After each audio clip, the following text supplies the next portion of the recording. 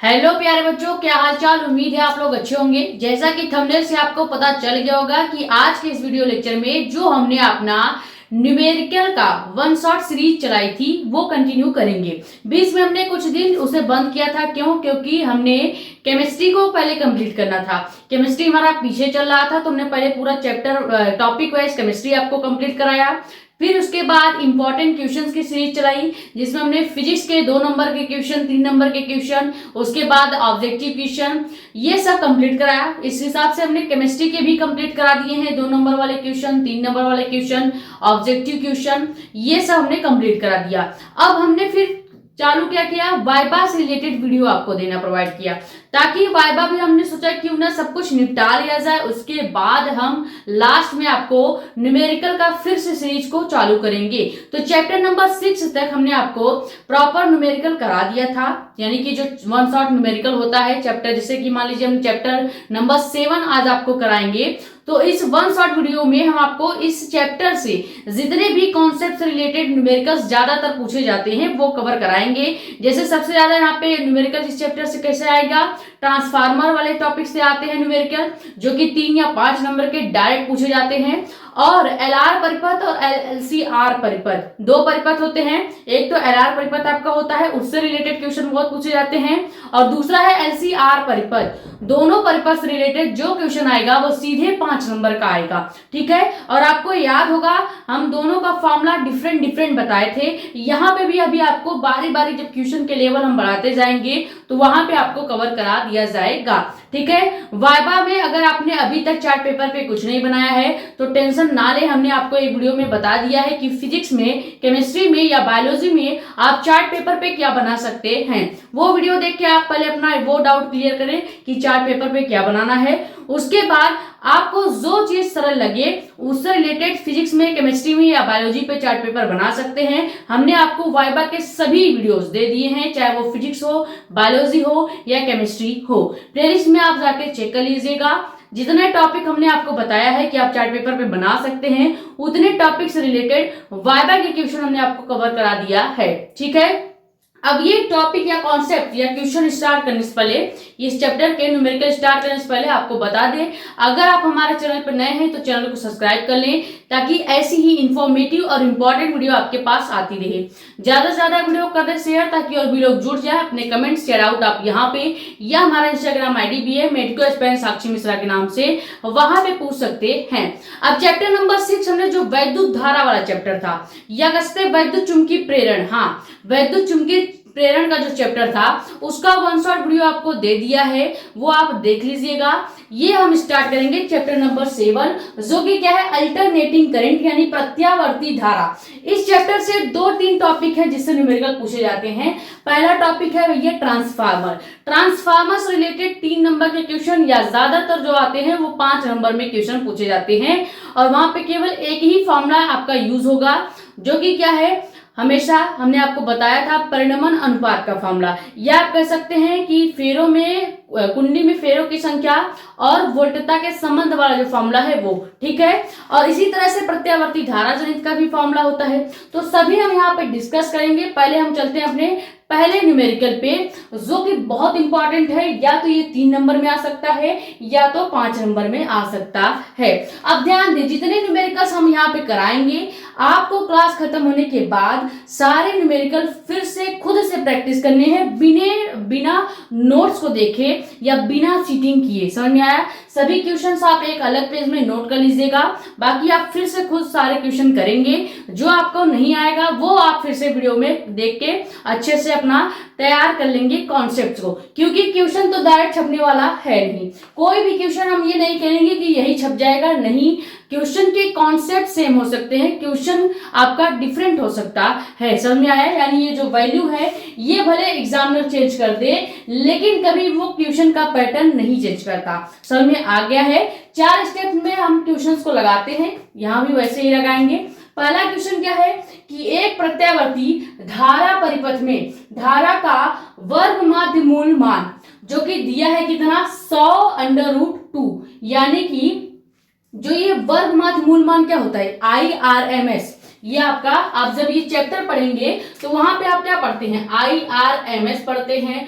आई not पढ़ते हैं। ठीक है, ये कुछ टर्म्स है जो आपको याद करना पड़ेगा। जैसे एक्सेल आपको पता होना चाहिए, एल आर परिपथ में एल क्या है, आर क्या है पता होना चाहिए, सी क्या है पता होना चाहिए। तो ये सारे कॉन्सेप्ट आपको फॉर्मूले से पता चलेंगे। ठीक है, अभी हमने क्या लिख दिया है क्वेश्चन में, पहले जो चीजें दी होती हैं हम उसे लिखते हैं। क्वेश्चन में दिया है कि वर्ग माध्य मूल मान यानी IRMS कितना है, 100√2 एम्पियर है। तो ज्ञात कीजिए, पहले हमें निकालना क्या है, धारा का शिखर मान यानी आई नॉट को निकालना है। फिर सेकंड हमें क्या निकालना है, पूरे चक्कर के लिए धारा का जो औसत मान है वो कैलकुलेट करना है। तो सबसे पहले हम पहला वाला सॉल्व कर लेते हैं। यहाँ पे हम इधर पहला सॉल्व कर लेते हैं।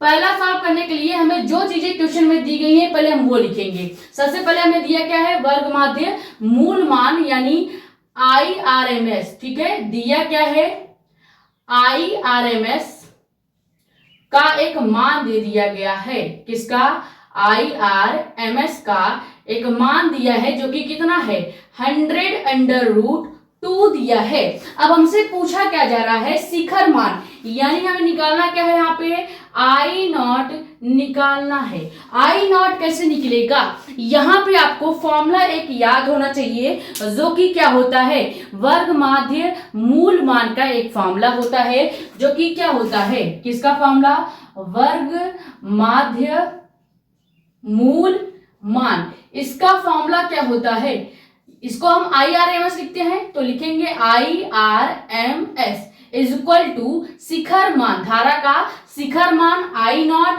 अपान √2। ये आया आपका पहला फॉर्मूला।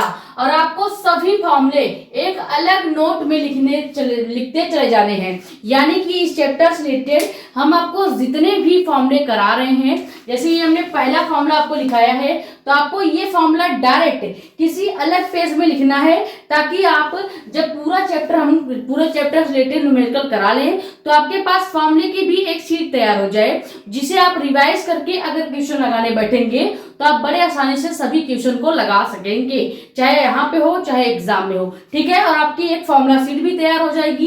तो ये तरीका होता है न्यूमेरिकल्स लगाने का। पहला हो गया क्या, कि हमें जो चीजें दी गई हैं पहले जो क्वेश्चन में दिया होता है वो लिखा जाता है, फिर आप फॉर्मूला लगाते हो। तो फर्स्ट स्टेप तो यही हो गया कि हमें दिया क्या है, वर्ग माध्य मूल मान यानी IRMS जो कि कितना है, 100√2 है। अब यहां से हमें निकालना क्या है, पहला क्वेश्चन क्या पूछा गया है, धारा का शिखर मान ज्ञात कीजिए यानी आई नॉट निकालना है। तो पहले हम फॉर्मूला क्या लगाएंगे, वर्ग माध्य मूल मान का एक फॉर्मूला होता है IRMS equal to I not upon √2। अब हमें यहां से चाहिए क्या, आई नॉट चाहिए, पहला क्वेश्चन के हिसाब से आई नॉट ही चाहिए। तब जब आई नॉट यहां से निकालेंगे तो क्या होगा, हम यहाँ पे लिखेंगे क्या, आई नॉट इक्वल टू, यहां पे आ जाएगा IRMS और इनटू में √2। ठीक है, इस तरह से हो जाएगा। अब यहाँ पे हम IRMS का जो मान है वो रखते हैं। ठीक है, वो हम यहाँ पे रखेंगे, IRMS का जब मान रखेंगे तो क्या निकल के आएगा ये देखते हैं। यहाँ पे आई नॉट निकालना ही है तो आई नॉट आपका वैसे ही रहेगा।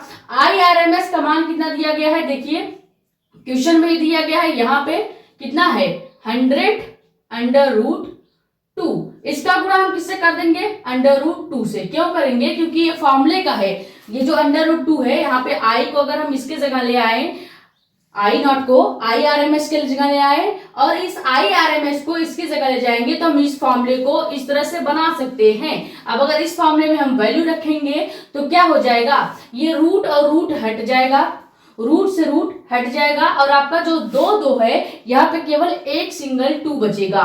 तो क्या हो जाएगा, आई नॉट इक्वल टू 100 इंटू 2 हो जाएगा। क्या हो जाएगा, 100 इंटू 2 हो जाएगा और ये रूट से रूट हट जाएगा और दो यहाँ पे है, यानी कि यहाँ पे 1 2 है पहले से ही 100 के पास वाला, और 2 से हम गुणा कर ही रहे हैं, √2 से गुणा कर ही रहे हैं। तो जब रूट हटेगा तो यहाँ से 1 2 आएगा और 1 2 हट जाएगा। गुणा करेंगे तो जो आपका धारा का या धारा का शिखर मान, क्या कर सकते हैं, धारा का शिखर मान आई नॉट कितना आ जाएगा, वो आएगा जब हम गुणा करेंगे 200 एम्पियर। कितना आ जाएगा?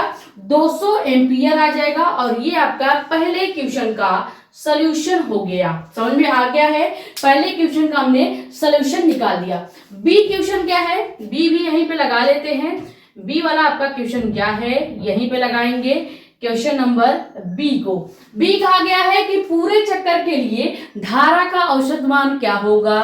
तो जब हम किसी परिपथ में वर्ग माध्य मूल मान तो हमने निकाल लिया। जब परिपथ में चक्कर को लगाया जाता है, जब परिपथ में हम पूरा चक्कर कंप्लीट करेंगे तो धारा का औसत मान हमेशा क्या होगा? याद रखिएगा, धारा का औसत मान हमेशा शून्य होगा, यानी 0 होगा। तो यहाँ पे क्या लिखेंगे? पूरे एक चक्कर के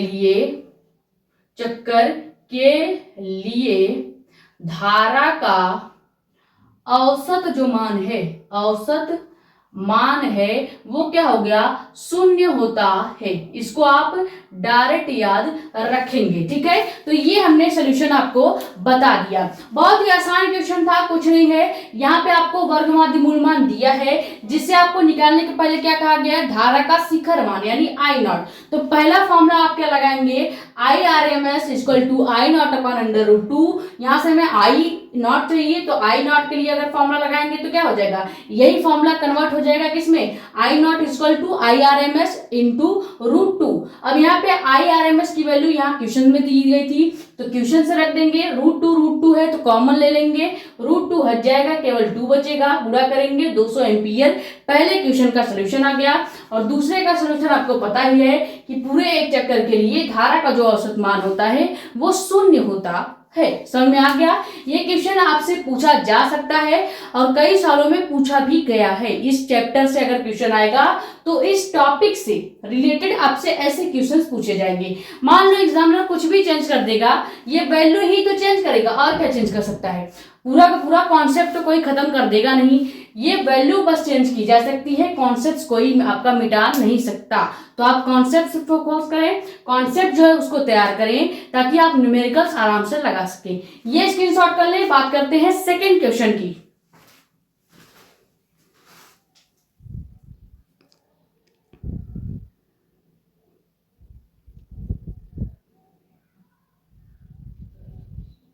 तो सेकेंड क्वेश्चन आपका क्या है कि एक प्रत्यावर्ती धारा का आपको समीकरण दिया गया है, जो कि क्या है? I equal to 300 under root 2 यानी कि 300 कड़ी में 2 साइन 500 पाई इंटू टी। ये आपका एक इक्वेशन दिया गया है। अब आपको घबराना नहीं कि इतना बड़ा इक्वेशन हो भाई साहब कैसे लगेगा। पहले तो यार आप लोग ये सोच लेते हो क्वेश्चन देखते ही कि आपको आता ही नहीं। ऐसा नहीं होता। आप अगर अपने माइंड को कहेंगे कि आपको नहीं आता तो सच में आपको नहीं आएगा। आज नहीं कभी फिर नहीं आएगा। आज अगर नहीं आ गया तो कभी भी नहीं आएगा। इसीलिए क्वेश्चन आपको लगाना पड़ेगा। कोई क्वेश्चन कठिन नहीं होता। अभी देखिए आपको देख के लग रहा होगा कि इतना बड़ा इक्वेशन दे दिया है और कोई मान दिया नहीं है तो कैसे लगाएंगे। इक्वेशन से ही मान निकाल के अभी आपको दिखाएंगे। बस इस समीकरण को हम एक दूसरे समीकरण से तुलना करेंगे, कंपैरिजन करेंगे। ठीक है, तो कैसे करेंगे? पहले सबसे पहले समीकरण क्या दिया गया है और जो वैल्यूज दी गई हैं वो यहाँ पे नोट करना है। क्वेश्चन क्या है कि एक प्रत्यावर्ती धारा का समीकरण दिया गया है, ये आपके सामने है और एम्पियर में दिया गया है। ये पूरी जो वैल्यू है ये एम्पियर में है। क्यों? क्योंकि ये धारा का पूरा समीकरण है। अगर ये वोल्टता का समीकरण होता तो यहाँ पे एम्पियर की जगह वोल्ट होता, लेकिन ये धारा का समीकरण है तो यहाँ पे भी एम्पियर ही होगा। और निकालना हमें क्या है इस क्वेश्चन से? प्रत्यावर्ती धारा के वर्ग माध्य मूल मान को निकालना है, यानी हमें IRMS कैलकुलेट करना है और साथ ही साथ हमें फ्रीक्वेंसी F को भी निकालना है। तो सबसे पहले जो जो निकालना है वो लिख लेते हैं। निकालना क्या है? यहाँ पे देखिए प्रत्यावर्ती धारा के वर्ग माध्य मूल मान को निकालना है, यानी IRMS। ठीक है, इसको निकालेंगे और इसका फॉर्मूला आपको पता ही है, अभी जस्ट बताया है। वो फॉर्मूला आपको अलग सीट में भी लिख लेना है, जो कि क्या था? IRMS equal to I not upon under root 2। ठीक है, और सेकंड आपको क्या निकालना है इस क्वेश्चन से? आवृत्ति, यानी कि फ्रीक्वेंसी F को भी आपको क्या करना है? निकालना है। दो चीजें निकालनी है। अब दिया क्या है? केवल एक इक्वेशन। अब आप कैसे लगाएंगे कि जब आपको केवल एक इक्वेशन दिया जाएगा, इस चैप्टर से रिलेटेड अगर क्वेश्चन आएगा तो आपको ऐसे ही इक्वेशंस मिलेंगे जिसमें वैल्यूज छुपी हुई होती हैं। अब यहाँ पे देखिए इक्वेशन क्या दिया गया है, समीकरण जो है वो क्या दिया गया है कि I इजक्वल टू 300 करनी में 2 और इंटू में sine into 500 pi into T. ठीक है, ये आपका इक्वेशन दिया गया है। अब इस इक्वेशन के लिए हम जब प्रत्यावर्ती धारा आपको पढ़ा रहे थे तो वहां पे एक फॉर्मूला या कह सकते हैं एक और समीकरण बताया था, किसके लिए, धारा के लिए एक समीकरण होता है जिसे आप फॉर्मूले के रूप में लिख सकते हैं या याद कर सकते हैं, जो कि क्या होता है, I इजक्वल टू हो जाएगा क्या यहाँ पे I नॉट और इंटू में साइन ओमेगा टी। ठीक है, ये आपका फॉर्मूला होता है जो आपको डायरेक्ट याद रखना है। अब ये कभी कभी फॉर्मूला चेंज भी हो जाता है, कब होता है, जब यहाँ पे टी का जगह क्या होगा, कालांतर यानी डिग्री में भी मान दिया होगा। मान लीजिए यहाँ पे 30 डिग्री की बात करते हैं आप, तो यहाँ पे हम 5 भी ऐड कर लेते हैं, इसके साथ क्या करते हैं हम प्लस 5 भी ऐड कर लेते हैं। लेकिन अभी डिग्री की बात नहीं हो रही है तो हमें 5 भी ऐड नहीं करना है। समझ में आ गया। इक्वेशन क्या हो जाएगा आपका, I equal to I not sine omega t. ये आपका फॉर्मूले के रूप में यूज होगा जब धारा की बात की जाएगी, क्योंकि ये फॉर्मूला कैसा है, ये जो आपका समीकरण क्वेश्चन में दिया गया है ये धारा के लिए है। अगर ये वोल्टता के लिए होता, मान लीजिए अगर हम यहाँ पे वोल्टता की बात करते हैं तो यही इक्वेशन कैसे चेंज हो जाता, V इक्वल टू हो जाता I नॉट की जगह क्या, V नॉट इंटू साइन और ओमेगा टी आपका वैसे ही रहता। समझ में आ गया। ये दोनों समीकरण आपको फॉर्मूले के रूप में याद करना है। जब धारा के कोई समीकरण दिया होगा तो आप उसको किसके साथ तुलना करेंगे, इस वाले इक्वेशन के साथ। और जब वोल्टता यानी धारा की जगह वोल्टता दी गई होती, V लिखा होता, तो हम इस वाले इक्वेशन से तुलना करते। क्लियर। तो यहाँ पे हम पहले धारा की बात हो रही है तो हम इस वाले इक्वेशन से तुलना करेंगे। तो पहले इसको इरेज करते हैं, आप इसे नोट कर लीजिए तुरंत फटाक से, और उसके बाद हम इसे इरेज करेंगे। 2 मिनट का टाइम देंगे केवल, इसको फटाक से नोट कीजिए। हो गया नोट। अब हम क्या करेंगे, ये जो धारा का समीकरण है इससे हम क्या करेंगे, तुलना करेंगे। तो यहाँ पे हम धारा वाला समीकरण लिख लेते हैं, I equal to I not और इंटू में आपका हो जाएगा साइन के जगह साइन हो गया, 500 की जगह ओमेगा दिया गया है और टी दिया गया है। ठीक है, ये आपका इक्वेशन हो गया। अब यहाँ पे ध्यान से देखिएगा, जब हम तुलना करेंगे, कंपैरिजन करेंगे, तो I की जगह I है, I नॉट की जगह आपको एक वैल्यू दिखाई दे रही है, क्या वैल्यू दी गई है, 300 करनी में 2। तो यानी यहां से अगर हम मान निकालेंगे तो मान पहले क्या निकल के आएगा, इस फॉर्मूले से एक वैल्यू आपको दिखाई दे रही होगी कि I नॉट का एक वैल्यू दिया गया है जो कि कितना है, 300 करनी में 2। यानी ये क्या हो गया, शिखर मान, धारा का शिखर मान हमने इस इक्वेशन से निकाल लिया जो कि आपके फॉर्म क्वेश्चन में दिया गया था। ठीक है, तो वहां से हमने I नॉट निकाल लिया। अब साइन की जगह साइन है तो कोई बात नहीं, यहाँ पे ओमेगा की जगह आप ध्यान से देखिए, ओमेगा की जगह आपको क्या दिखाई दे रहा है, 500 पाई। क्या दिखाई दे रहा है, 500 पाई, क्योंकि देखिए टी की जगह तो टी ही है और साइन की जगह साइन ही है। आई की जगह हमने ये ले लिया, ठीक है, और साइन की जगह साइन है। ओमेगा की जगह हम क्या ले लेंगे, ओमेगा की जगह हमें दिया गया है 500 पाई, और ये मान किसमें होगा, रेडियन पर सेकेंड में, किसमें, R plus S, R upon S यानी रेडियन पर सेकेंड में। और ये हो गया आपमें किसमें, ये आपका एम्पियर में हो जाएगा या तो किसमें हो जाएगा, आपका वोल्टता में हो जाएगा। तो इसको एम्पियर में ले लेंगे क्योंकि धारा की हम बात कर रहे हैं। समझ में आ गया, दो वैल्यू हमने निकाल लिया। अब हमें कैलकुलेट क्या करना है, IRMS। अब इस टॉपिक पे आते हैं। अभी तक तो हम समीकरण से निकाल रहे थे क्या क्या चीजें दी गई हैं, क्या वैल्यू दी गई है, दो वैल्यू यहाँ से निकला है। अगर हम इसको धारा के समीकरण से कंटिन्यू करेंगे तो यहाँ पे आपको एक धारा का शिखर मान निकलता हुआ दिखेगा और एक आपको वोल्टता दिखेगा। अभी ऐसे कई और क्वेश्चन आप करेंगे, उसमें आपको और ज्यादा क्लियर हो जाएगा। बहुत आसान होता है, केवल ये आपको इक्वेशन, ये आपको फॉर्मूला जो है वो याद रखना है। इसको आप समीकरण को याद रखेंगे फॉर्मूले के रूप में, ठीक है। तो ये दोनों हमने वैल्यूज यहाँ पर निकाल ली। क्यों निकाला है अभी आपको पता चल जाएगा, क्योंकि जो IRMS यानी कि वर्ग माध्य मूल मान का फॉर्मूला होता है, जो आपका वर्ग माध्य मूल मान का फॉर्मूला होता है, वो क्या होता है? अभी हमने जस्ट आपको बताया कि RMS is equal to I not, यानी धारा का शिखर मान और कड़ी में 2। अब जब हमें धारा का शिखर मान ही नहीं पता होता तो हम इसको कैसे हल करते? इसीलिए पहले हमने इक्वेशन से धारा का ये देखिए शिखर मान निकाला, जो कि कितना है 300 कड़ी में 2 है। या आप डायरेक्ट निकाल सकते हैं, आपको कोई इक्वेशन लगाने की जरूरत नहीं है। इसको आप याद रखिएगा, जो पहली वैल्यू होती है ये हमेशा धारा का मान होगा। अगर वोल्टता का समीकरण होगा तो ये वोल्टता का शिखर मान होगा।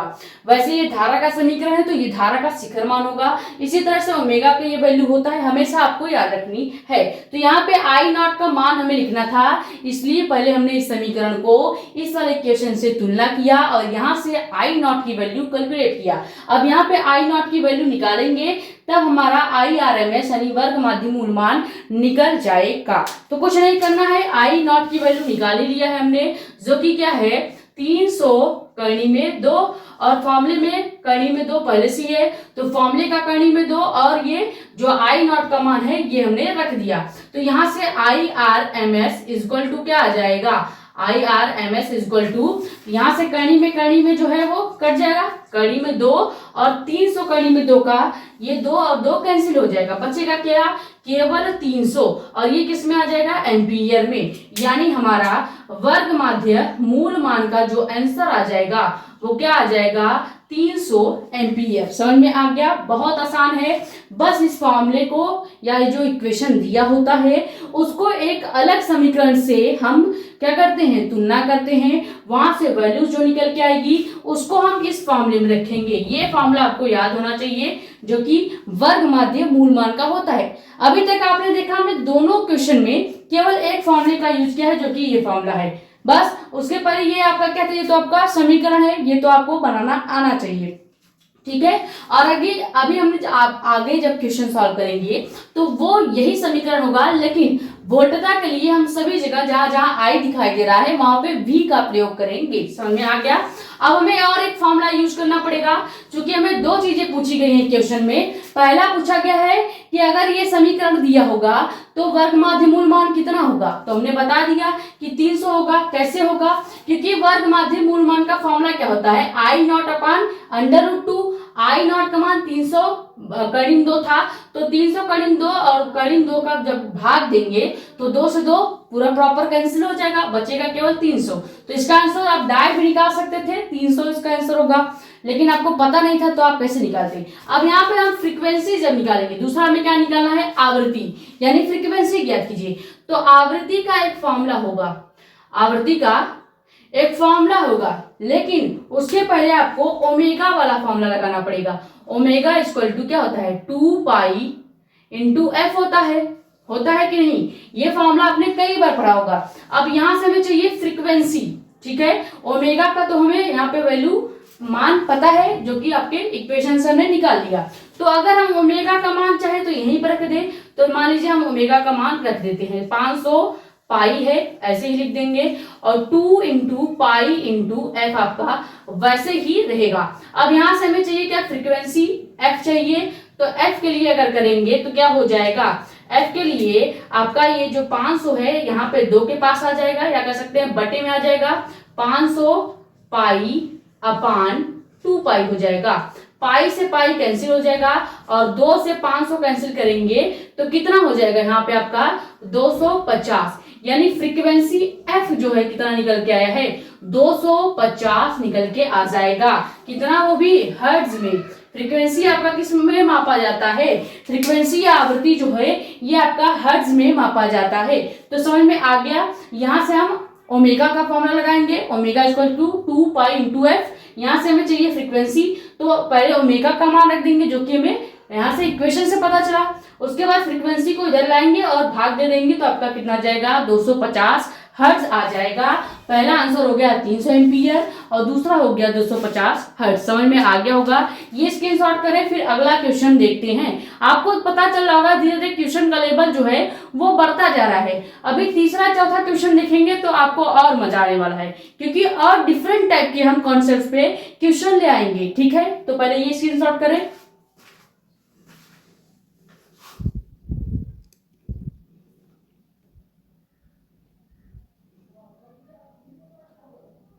तो क्वेश्चन नंबर थर्ड आपका क्या है, ये जो क्वेश्चन है बहुत ज्यादा इंपॉर्टेंट है, कई बार पूछा भी गया है इस कॉन्सेप्ट से रिलेटेड क्वेश्चन। ज्यादा से ज्यादा एग्जामिनर चेंज क्या करते हैं, ये जो इक्वेशंस दिए गए हैं इसके वैल्यूज को चेंज किया जा सकता है, लेकिन आपका ये जो कॉन्सेप्ट है इसको चेंज नहीं किया जा सकता। ये क्वेश्चन डायरेक्ट 5 नंबर में आएगा, क्यों? क्योंकि इसमें 4 क्वेश्चन पूछे गए हैं, एक ही क्वेश्चन में 4 क्वेश्चन पूछे गए हैं। कैसे इसको हल करना है, पहले क्वेश्चन पढ़ते हैं। किसी परिपथ में धारा तथा वोल्टता का समीकरण दिया गया है। ये आपका धारा का समीकरण दिया गया है, जो कि क्या है, I equal to 3.5 sine 228 t plus 300 degree ampere. ठीक है, उसके बाद वोल्टता का समीकरण क्या दिया गया है, 28 साइन 328 t माइनस 30 डिग्री, यहाँ पे माइनस 30 डिग्री फिर वोल्ट दिया गया है। ठीक है, अब हमें निकालना क्या क्या है, पहले हमें धारा का शिखर मान यानी I नॉट निकालना पड़ेगा, फिर हमें I धारा का वर्ग माध्य मूल मान यानी IRMS निकालना है। थर्ड क्वेश्चन क्या है, आवर्तकाल यानी कि कैपिटल T का मान आपको भी निकालना है, और चौथा आपको क्या निकालना है, कलांतर यानी फाई को निकालना है। ध्यान दें, यहाँ पे जो सारे फॉर्मूले यहाँ पे यूज होंगे वो आपके LR या LCR परिपथ में चेंज हो जाते हैं, लेकिन यहाँ पे नॉर्मल जब आपको ये सभी वैल्यूज निकालनी होती है तो उसके लिए अलग फॉर्मूला होता है। सबसे पहले हम इस इक्वेशन को सॉल्व करेंगे, और इस इक्वेशन से आपको पता है 2 वैल्यू निकलेगी। पहला क्या निकलेगा, धारा में यहाँ पे आपको I नॉट मिल जाएगा, शिखर मान जो कि हमें पहला निकालना है, तो डायरेक्ट यहाँ से शिखर मान आप निकाल सकते हैं फॉर्मूले से। हमने आपको एक इक्वेशन बता ही दिया है कि जब आपको, देखिए मान लीजिए हम पहले इक्वेशंस को हल करते हैं।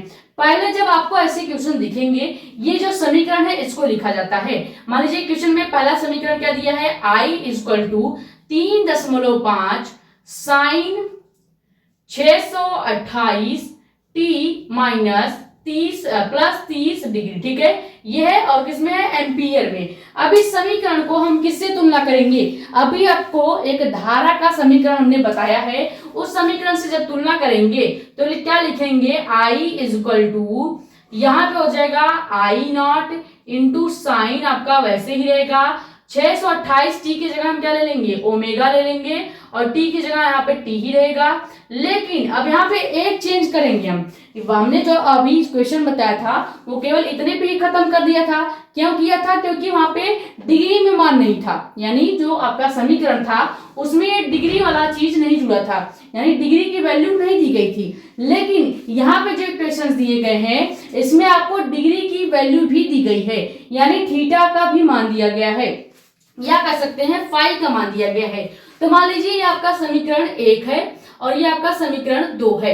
अब समीकरण 2 में या 1 में जो आपका पहला डिग्री का मान है इसको हम किस में ले लेंगे, फाई 1 मान लेंगे। क्या मान लेंगे, फाई 1 मान लेंगे। ध्यान देना, जो ये आपका डिग्री का वैल्यू होता है इसको हम फाई से डिनोट करते हैं, और इस फाई को ही कालांतर कहा जाता है। क्या कहा जाता है, कालांतर कहा जाता है। लेकिन हम यहाँ पे 2 समीकरण है, तो पहला जो फाई का मान होगा फाई 1 प्लस 30 हो जाएगा, और दूसरे फाई का मान क्या हो जाएगा, माइनस 30 डिग्री हो जाएगा, क्योंकि दोनों के वैल्यू देखें सेम है, लेकिन सिंबल जो है वो अलग अलग है, पहले में प्लस है दूसरे में माइनस है। समझ में आ गया। तो इस हिसाब से इस समीकरण को हम एक लेवल और बढ़ाएंगे। वैसे अगर टी तक ही दिया गया होता समीकरण तो हम यहीं पे समीकरण को क्लोज कर देते, लेकिन यहाँ पे डिग्री का मान भी दिया है, इसलिए हम इसका मान फाई से लिखते हैं, जो कि क्या होगा, फाई 1। समीकरण 1 है तो यहाँ पे फाई 1 हो जाएगा। समझ में आ गया। अब जो यहाँ पे तुलना करने पर आपको चीजें दिखेंगी वो लिखेंगे,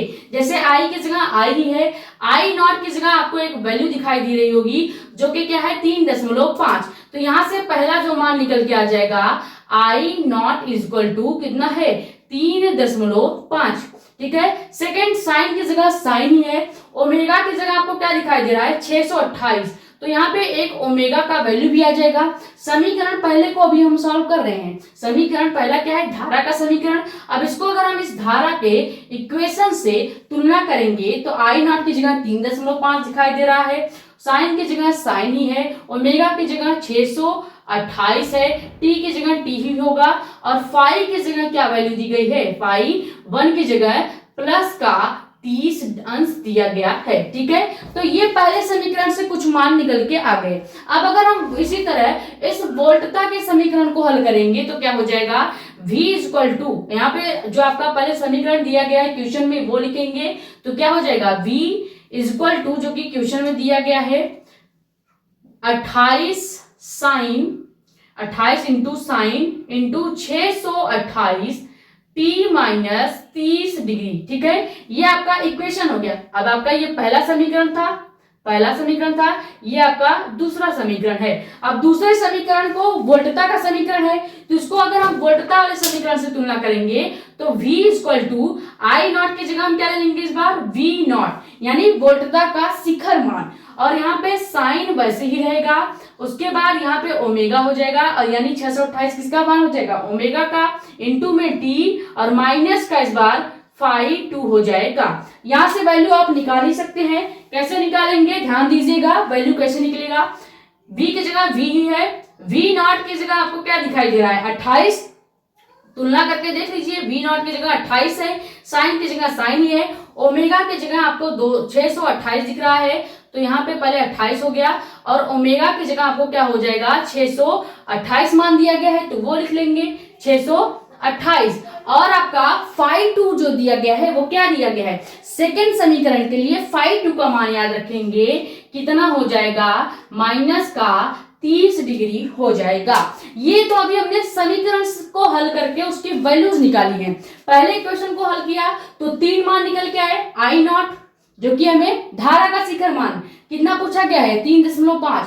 याद रखिए पहला क्वेश्चन ही क्या पूछा गया है, इस पूरे क्वेश्चन में पहला जो क्वेश्चन आपको पूछा गया है कि धारा का शिखर मान निकालें। और अगर आप धारा का शिखर मान देख रहे होंगे, इतना अगर आपका नजर तेज है तो आपको दिखाई दे रहा होगा कि धारा का शिखर मान आई नॉट होता है, और आई नॉट का वैल्यू डायरेक्ट दिया गया है 3.5, यानी पहले क्वेश्चन का आंसर क्या हो जाएगा 3.5 हो जाएगा। इसी तरह से दूसरा क्वेश्चन क्या पूछा गया है, धारा का वर्ग माध्य मूल मान, ये हमें कैलकुलेट करना पड़ेगा।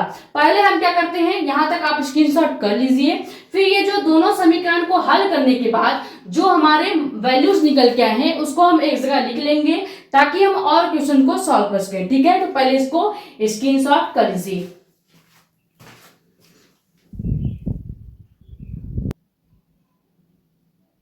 तो हो गया स्क्रीनशॉट। अब देखिए ये वैल्यूज हमने निकाली हैं इक्वेशन से, ये हमने साइड में लिख दिया। अब पहला क्वेश्चन आपको क्या पूछा जा रहा है, पहला आपको क्वेश्चन पूछा गया है कि धारा का शिखर मान निकालें। तो पहला क्वेश्चन अगर सॉल्व करें, धारा का शिखर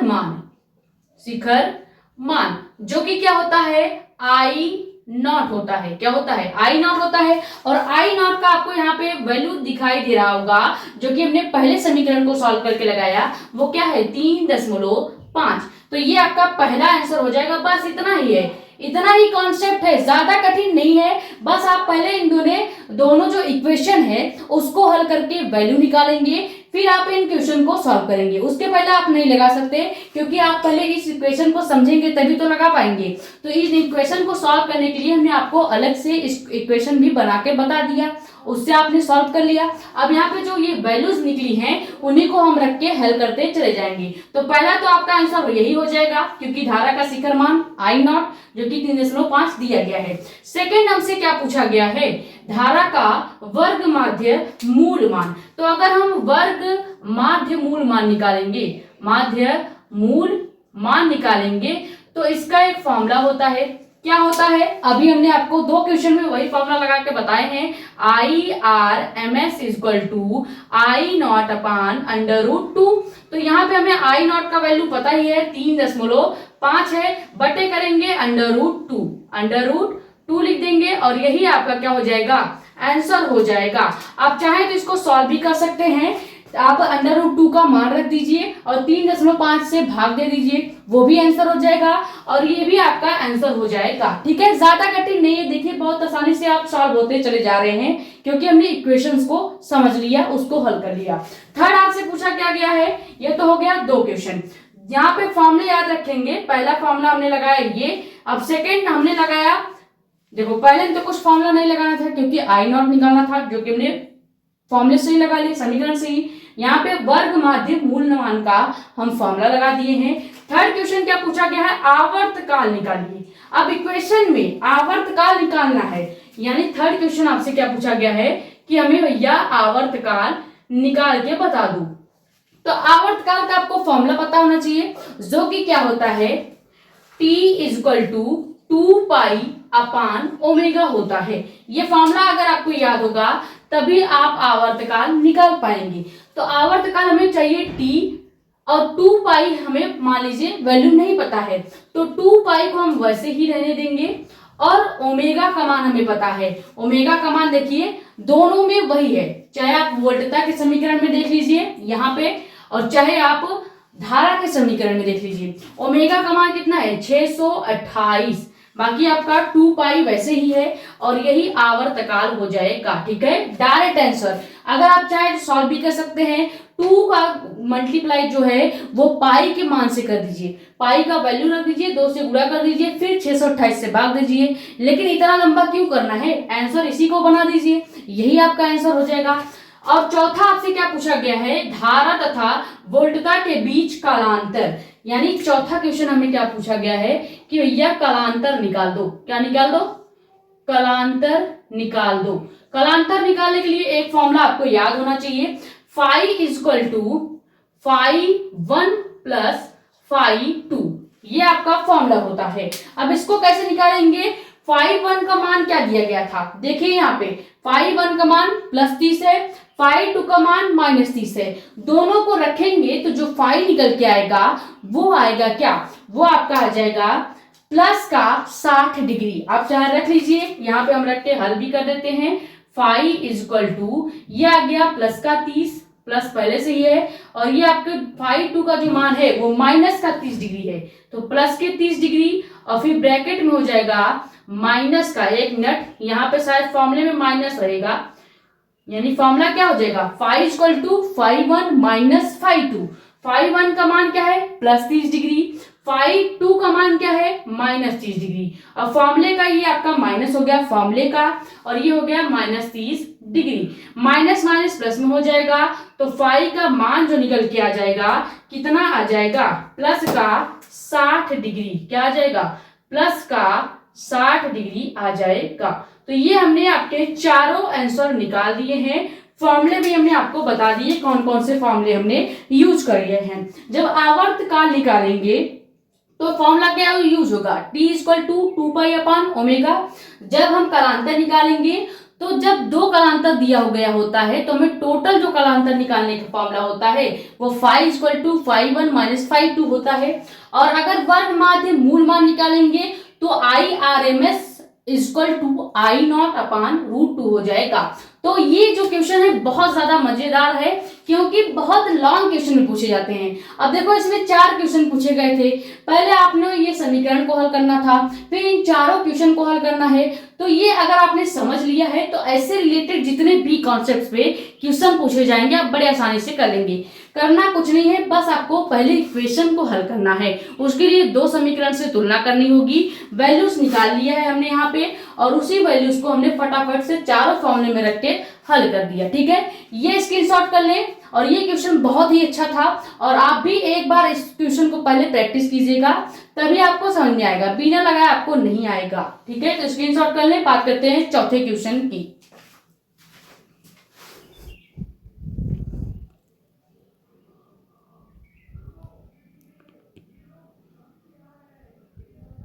तो तीसरा क्वेश्चन आप देख के आपको लग गया होगा कि मैम ने जो क्वेश्चन का लेवल है वो बढ़ा दिया है, लेकिन चौथा क्वेश्चन देखने के बाद तो शायद आधे लोग तो कोमा में चले जाएंगे, क्योंकि इतना अच्छा क्वेश्चन है, ये इतना कठिन आपको लगता होगा कि आप इसे लगाएंगे नहीं, इसे छुएंगे नहीं। क्या करेंगे, जहां सर्किट आपने देखा, आपने कोई भी पेपर में सर्किट का क्वेश्चन देखा, आपको लगेगा यार, आप अपने माइंड को पहले ही ये मैसेज दे देंगे कि ये क्वेश्चन तो होने ही वाला नहीं है, हम कुछ भी कर ले हमसे नहीं लगेगा। लेकिन नहीं, ये बहुत सरल होते हैं। जो आपके सर्किट के क्वेश्चन होते हैं बहुत आसान होते हैं। कैसे लगाना है, पहले क्वेश्चन को आपको समझना पड़ेगा। यहाँ पे पता करना पड़ेगा कि जो ये सर्किट दिया है वो कौन से प्रकार का सर्किट है, यानी LR सर्किट है या LCR सर्किट है।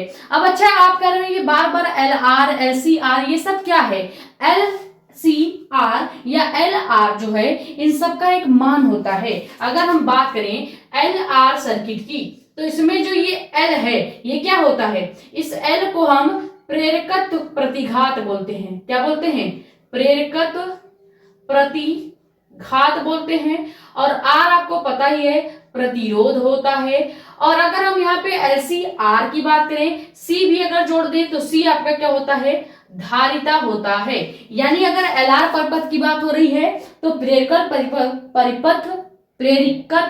प्रतिघात और प्रतिरोध का परिपथ है। ठीक है, यानी अगर आपको हम कह दें कि ये आप पहचान कीजिए कि ये जो सर्किट है वो कौन सा है, LR है या LCR है, तो आप कैसे पहचानेंगे। यहाँ पे आपको वैल्यूज क्या क्या दिख रही हैं, आपको ये कॉइल दिख रहा होगा, कॉइल दिख रहा है जिसकी वैल्यू L में दी गई है, यानी हमें प्रेरकत्व प्रतिघात दिख गया। और सेकंड क्या दिख रहा है, पूरे सर्किट में एक रेजिस्टेंस यानी कि प्रतिरोध जोड़ा गया है। तो यानी L और R है, इसका मतलब ये सर्किट क्या है, LR सर्किट का क्वेश्चन है। समझ में आ गया, इस तरह से आप पहचानेंगे। अब यहाँ पे अगर कोई मान लीजिए हम क्या करते, यहीं पे एक इस तरह से बैटरी लगा देते, अब इसको हम इससे जोड़ देते तो ये आपका धारिता हो जाता, C भी हो जाता। तो अगर आपको रेजिस्टेंस, कॉइल और इस तरह से बैटरी भी दिखे तो आप समझ जाइएगा कि वो जो सर्किट है वो LCR सर्किट है। और अगर आपको ये बैटरी ना दिखे, केवल कॉइल और ये रेजिस्टेंस दिखेगा तो आप समझ जाइएगा कि ये आपका LR परिपथ है। समझ में आ गया होगा कि कैसे पहले पहचान करते हैं कौन सा LR है कौन सा LCR है। अब क्वेश्चन पढ़ते हैं और फटाक से लगाते हैं, क्योंकि ये क्वेश्चन थोड़ा सा लंबा है, थोड़ा सा आपको डिफिकल्ट लग सकता है, लेकिन हम इसे बहुत ही सिंपल से आपको समझाएंगे। क्वेश्चन क्या है कि नीचे दिए गए प्रत्यावर्ती धारा परिपथ की गणना कीजिए। ये आपको दिख ही रहा होगा, सर्किट तो दिख ही रहा है। नीचे एक यहाँ पे एक इक्वेशन भी दिख रहा होगा, जहां पे ये आपका क्या लगा हुआ है, एमीटर लगा है, वहां पे एक इक्वेशन है 10 sin 1000 × t। अब यहां से ये किसका इक्वेशन है, वोल्टता का। ध्यान दें ये जो एमीटर है ये वोल्टता का प्रतिरोध क्या होता है, वोल्टता को प्रदर्शित करता है। तो अगर ये वोल्टता V को प्रदर्शित कर रहा है यानी ये इक्वेशन भी किसका है, V का है। तो सबसे पहले फॉर्मूले में या कह सकते हैं क्वेश्चन में दिया क्या है, हमें दो वैल्यू दी गई हैं। एक दी गया है आपको R का मान कितना दिया गया है, 100 ओम दिया गया है। और दूसरा आपको L का मान दिया गया है जो कि 0.1 हर्ट्ज में दिया गया है, या सॉरी हेनरी में दिया गया है। कितना है, 0.1 हेनरी। अब हमें एक तीसरा समीकरण भी दिया गया है। समीकरण क्या दिया गया है, V = 10 sin 1000 t। ठीक है, अब अगर हमने आपको बताया है जब वोल्टता का समीकरण यहाँ पे अगर डिग्री में मान नहीं दिया है तो फाई हटा देंगे, बाकी इसको हम उसी समीकरण से तुलना करेंगे जिससे हम करते चले आ रहे हैं, जो कि क्या है, V = V0 × sin ω t। ठीक है, अब अगर यहाँ पे कोई डिग्री का मान दिया होता तो हम यहाँ पे फाई भी ऐड कर लेते, लेकिन डिग्री का मान नहीं है तो फाई ऐड नहीं करेंगे। अब यहाँ से हम क्या करेंगे, तुलना करेंगे। जब हम इस इक्वेशन से तुलना करेंगे तो यहाँ पे हमें दो वैल्यू मिलेगी। पहला मिलेगा आपको V0 का मान कितना मिल जाएगा, 10 मिल जाएगा। बाकी साइन की जगह साइन ही है और ओमेगा की जगह आपको कितना दिखाई दे रहा है, 1000। तो ओमेगा का मान भी आपको मिल गया कितना, 1000। ये दो वैल्यू हम यहां से निकाल लेंगे और दो वैल्यू हमें पहले से क्वेश्चन से दिया गया है। समझ में आ गया। अब हम क्वेश्चन हल करेंगे। ये तो अभी हमने इक्वेशन को हल किया और जो चीज दिया गया है वो लिखा है। ये आपका दिया गया है, ठीक है, दिया गया मान है और ये हमने क्वेश्चन यानी इक्वेशन को हल करके वैल्यूज निकाले हैं। अब हमें हल क्या करना है, पहला क्वेश्चन हमसे पूछा गया है कि इस सर्किट में प्रेरकत्व L का प्रतिघात निकालिए, यानी आपको LR परिपथ के लिए प्रतिघात का जो फॉर्मूला होता है वो लगाना पड़ेगा। तो पहला क्वेश्चन हम सॉल्व करते हैं, यहां से हम सॉल्यूशन स्टार्ट करेंगे। पहला क्वेश्चन क्या पूछा गया है, प्रतिघात। ठीक है, प्रतिघात पूछा गया है और प्रतिघात का आपको फॉर्मूला पता होना चाहिए जो कि क्या होता है, XL = ω L। समझ में आ गया। यहाँ पे ये इंटू में है, ठीक है, यानी x into L omega into L. ये हो गया आपका प्रतिघात का फॉर्मूला, ये आपको याद रखना है, सभी फॉर्मूले अलग पेज में नोट करते जाइए। अब इसको क्या करेंगे, एक्सएल यानी हमें प्रतिघात निकालना ही है, ओमेगा का मान हमने अभी निकाल लिया है इक्वेशन से, कितना है 1000, तो यहाँ पे रखेंगे क्या 1000 गुणे एल का मान कितना दिया गया है, देखिए यहाँ पे परिपथ में एल का मान दिया गया है 0.1, तो 1000 का गुणे 0.1 यानी 1000 का गुणा 0.1 से अगर हम कर देंगे तो क्या हो जाएगा, यहाँ पे वैल्यू कितनी आ जाएगी, 1000 का गुणा 0.1 से कर दीजिए तो आपका 100 आ जाएगा, कितना आ गया 100 आ गया। और ये किसका मान आया है, XL का मान आ गया है, जो कि किस में आएगा आपका 100 ओम में, किस में आएगा ओम में आ जाएगा। और ये आपका पहले क्वेश्चन का सॉल्यूशन हमने निकाल दिया, बहुत सरल है, आपको कुछ नहीं करना है। वैल्यू क्या दी गई है, क्वेश्चन में R और L का मान दिया ही है, तो ये हमने समीकरण यहाँ पे क्वेश्चन में ही दिया गया था। इस समीकरण को इस वाले समीकरण से जब तुलना कर देंगे तो यहाँ से हमें V नॉट मिल गया और ओमेगा मिल गया। अब हमने प्रतिघात का एक फॉर्मूला होता है XL equal to omega L, XL निकालना ही है, ओमेगा का मान 1000 है और L का मान 0.1 है, गुणा कर देंगे तो 100 ओम आपका प्रतिघात आ गया। सेकंड क्वेश्चन क्या पूछा गया है, संपूर्ण परिपथ की प्रतिबाधा ज्ञात कीजिए। LR परिपथ में ध्यान दीजिएगा, LR परिपथ में प्रतिघात का फॉर्मूला क्या हो जाएगा, XL equal to omega L, लेकिन अगर LC R की जोड़ दिया जाता तो यहाँ पे हम C की भी गुणा करते हैं, C का भी गुणा करते हैं, लेकिन अभी पहले हम केवल LR परिपथ पे ध्यान दे रहे हैं, तो पहले उसके लिए फॉर्मूले को देखेंगे। सेकंड आपसे क्या पूछा गया है, सेकंड आपसे पूछा गया है कि संपूर्ण परिपथ का प्रतिबाधा निकालें। दूसरा आपको क्या निकालना है, प्रतिबाधा, और प्रतिबाधा का जो फॉर्मूला होता है वो आपको याद रखना है, जो कि क्या होता है Z equal to under root R का स्क्वायर प्लस आपका हो जाएगा किसका XL का स्क्वायर, यानी R का जो मान है उसका स्क्वायर करेंगे, XL क्या है आपको बता दिया, प्रतिघात होता है, प्रतिघात का अभी हमने मान निकाल लिया है 100, यानी 100 का स्क्वायर करेंगे। R आपको ट्यूशन में दिया गया है पहले से ही सर्किट में मान, जो कि क्या है 100, तो पहले दोनों का वैल्यू रखेंगे, तो प्रतिबाधा Z इक्वल टू क्या आ जाएगा, अंडर रूट में 100 का स्क्वायर, 100 का स्क्वायर प्लस XL जो आपका प्रतिबाधा है इसका मान भी हमने निकाला 100 ओम, तो इसका भी 100 का स्क्वायर हो जाएगा, तो 100 का स्क्वायर प्लस 100 का स्क्वायर, 200 यहाँ पे आ गए, यानी 200 हो गए। अब अगर हम इसको यहाँ पे कॉमन ले लेंगे तो क्या हो जाएगा, Z इक्वल टू, इसको 100 को कॉमन ले लीजिए यानी बाहर ले लेंगे, तो अंडर रूट में क्या आ जाएगा, यहाँ पे 1 आ जाएगा और यहाँ पे भी 1 आ जाएगा, समझ में आ गया है। देखो कैलकुलेशन आपको खुद करनी पड़ेगी, यहाँ पे हम आपको बहुत ज्यादा डिटेल में कैलकुलेशन नहीं समझा सकते, क्योंकि आप कैलकुलेशन का पार्ट स्टूडेंट्स का होता है, वो बच्चे प्रैक्टिस करके क्वेश्चन हल करते हैं, ठीक है। तो अगर हम 1 और 1 को जोड़ेंगे तो कितना आएगा, 2 ही आएगा, तो यहाँ पे Z इक्वल टू आ जाएगा आपका 100 करनी में 2, ठीक है, ये आपका प्रतिबाधा आ गया। दो चीजें हमने निकाल ली हैं, पहले हमने निकाला प्रतिघात, जो कि ये फॉर्मूला होता है, इसमें हमने वैल्यू रखा जो कि हमने इक्वेशन से और क्वेश्चन से निकाला, ठीक है। सेकंड हमने निकाला प्रतिबाधा, प्रतिबाधा का फॉर्मूला आपको याद रखना है, जो कि क्या होता है Z equal to R square plus XL का स्क्वायर, दोनों वैल्यू हमने निकाला है 100 और 100 आया है, दोनों को कॉमन लेंगे 100 बाहर आ जाएगा, 1 प्लस 1 करेंगे 2 हो जाएगा, 100 करनी में 2 आपका प्रतिबाधा हो गया, ठीक है। तो पहले आप इन दोनों को या ये जो सॉल्यूशंस हैं इसको स्क्रीनशॉट कीजिए, फिर हम तीसरा और चौथा क्वेश्चन लगाएंगे, ठीक है।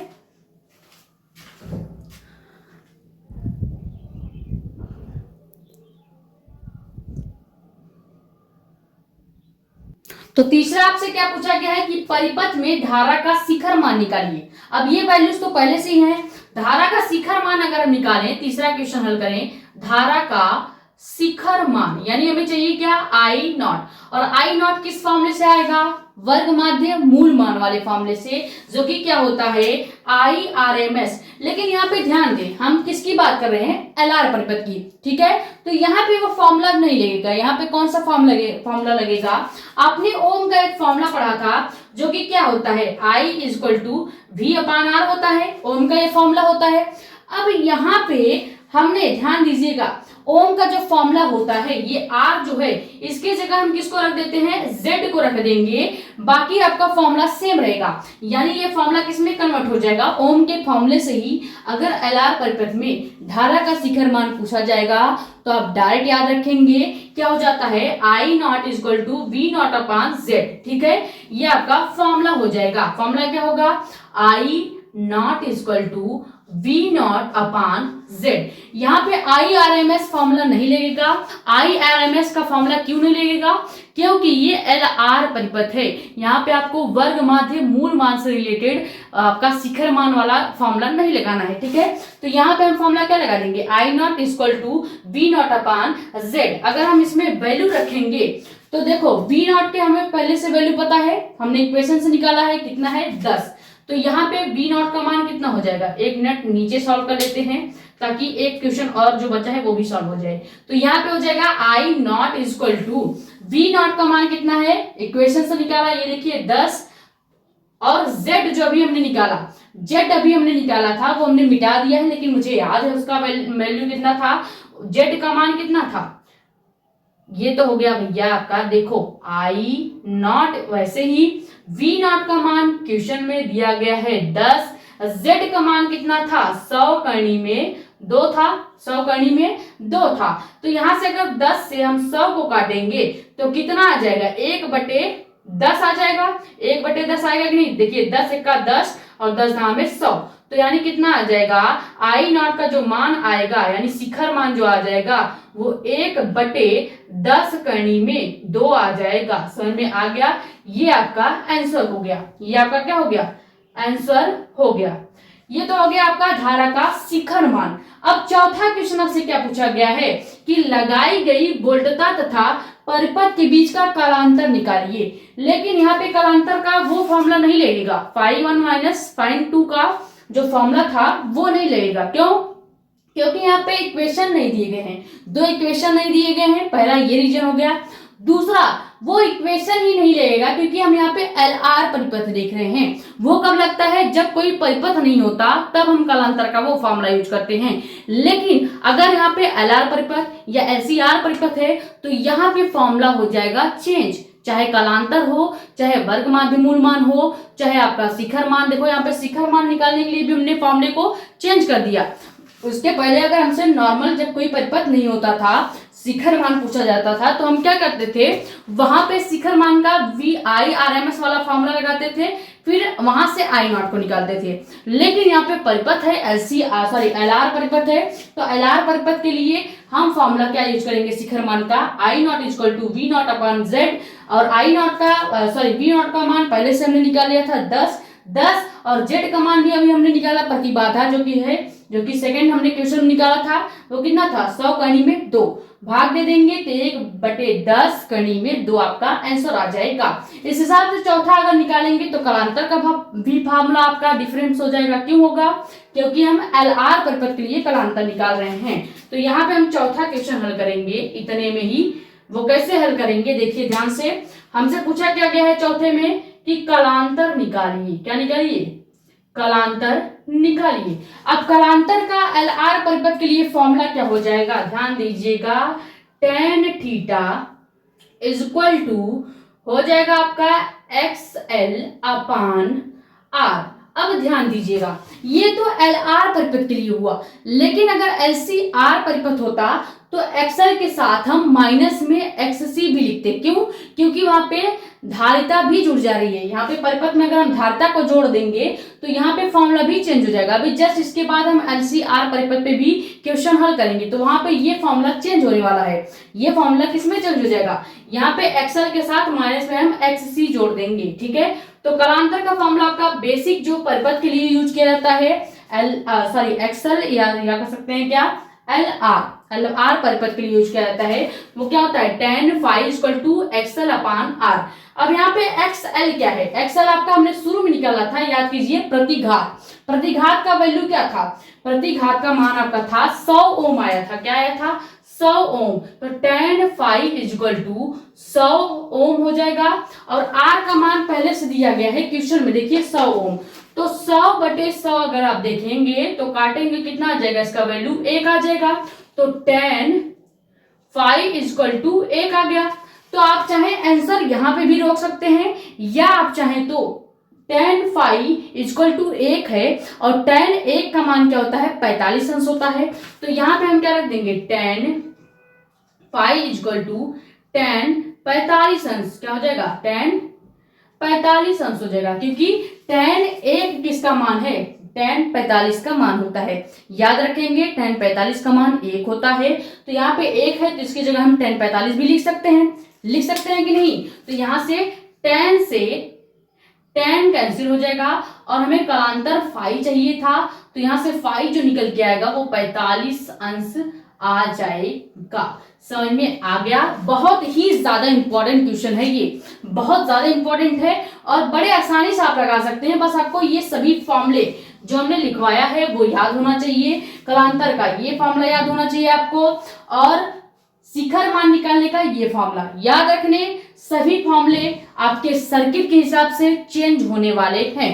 बस आपको चेंज का क्या क्या करना होगा वो अभी हम आपको बता देंगे। लास्ट में हम आपको एलआर का और एलसीआर का जो फॉर्मूले हैं वो अलग अलग लिख के डिफरेंस भी समझा देंगे, ठीक है। तो पहले ये स्क्रीनशॉट करें, फिर बात करते हैं क्वेश्चन नंबर 5 का, जो कि है एलसीआर परिपथ से रिलेटेड क्वेश्चन।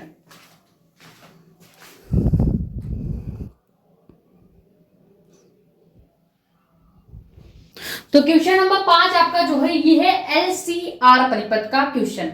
ये बिल्कुल एलआर परिपथ के जैसा ही है, बस आपको सभी फॉर्मूले में थोड़ा थोड़ा चेंज करना होगा। पहले हम इस इक्वेशन को सॉल्व करेंगे जो यहाँ पे दिया गया है। क्वेश्चन क्या है कि नीचे दिए गए परिपथ में मान ज्ञात कीजिए। कौन कौन से मान ज्ञात करने हैं, धारिती प्रतिघात यानी XC यहाँ पे निकालना पड़ेगा। ध्यान दें, जब हम यहाँ पे प्रेरकी प्रतिघात निकालते हैं तो हम XL लेते हैं। क्यों? क्योंकि प्रेरक को L से डिनोट किया जाता है और प्रतिघात को X से, तो XL हो जाएगा। और धारिता को धारिता को C से डिनोट किया जाएगा और प्रतिघात को X से। यानी हमें निकालना क्या क्या है, धारिती प्रतिघात यानी XC निकालना है, ठीक है। और सेकंड क्या निकालना है, प्रेरकी प्रतिघात यानी XL भी निकालना है। थर्ड क्या निकालना है, प्रतिबाधा यानी हमें Z भी निकालना है। और क्या निकालना है, कालांतर भी निकालना है यानी tan phi, क्योंकि हम परिपथ में tan यूज करते हैं, tan phi का फॉर्मूला यूज करते हैं। वैसे अगर कालांतर निकालना होगा तो phi1 माइनस phi2 का फॉर्मूला यूज करते हैं। अभी हमने आपको बताया कि परिपथ के लिए कालांतर का फॉर्मूला बदल जाएगा, चाहे वो एलसीआर हो चाहे वो एलआर हो। यहाँ पे आपका फॉर्मूला फिर से चेंज होगा, देखिएगा कैसे। परिपथ का शिखर मान निकालना है यानी हमें आई नॉट भी निकालना है, ठीक है। क्या क्या निकालना है पता चल गया, XC निकालना है, XL निकालना है, Z निकालना है यानी प्रतिबाधा निकालना है, कालांतर निकालना है और निकालना है हमें आई नॉट, ठीक है। कैसे निकलेगा पहले ध्यान दें, आपको सर्किट में कुछ वैल्यू कुछ मान दिया गया है। क्या क्या पहले दिया गया है हम वो लिखते हैं। तो सॉल्यूशन हम इस बार यहां से स्टार्ट करेंगे, ठीक है। दिया क्या क्या है पहले वो देख लेते हैं। यहां पे दिया गया है आपको H हेनरी में मान, और ये है आपका 500 ओम। ओम से आपको पता चल गया होगा कि ये तो आपका वैल्यू किसका है, R का। यानी यहां से हमें दिया क्या है, दिया है कैपिटल R का मान। कैपिटल R का मान क्या दिया गया है, 500 ओम। तो पहले R का मान लिख लेंगे जो कि क्या है 500 ओम है। फिर उसके बाद ये आपका हो गया क्या, L। कैसे पता चला, क्योंकि देखिए कॉइल है, हमने आपको बताया था इसके पहले ही कि कॉइल को L से डिनोट किया जाता है और ओमेगा को रेजिस्टेंस जो आपका ये प्रतिरोध लगा है इसको हम R से डिनोट करते हैं। तो ये तो क्या आपका जो 10 हेनरी है ये L का मान है, यानी प्रेरकी प्रतिघात L का मान है। प्रेरकी प्रतिघात L का मान यानी कह सकते हैं कुंडली का मान है, जो कि कितना है 10 हेनरी। और कितना दिया गया ये आपका 20 ओम। हमने आपको बताया था जब हम बता रहे थे कि कैसे परिपथ को पहचानेंगे कि कौन सा एलआर है कौन सा एलसीआर है।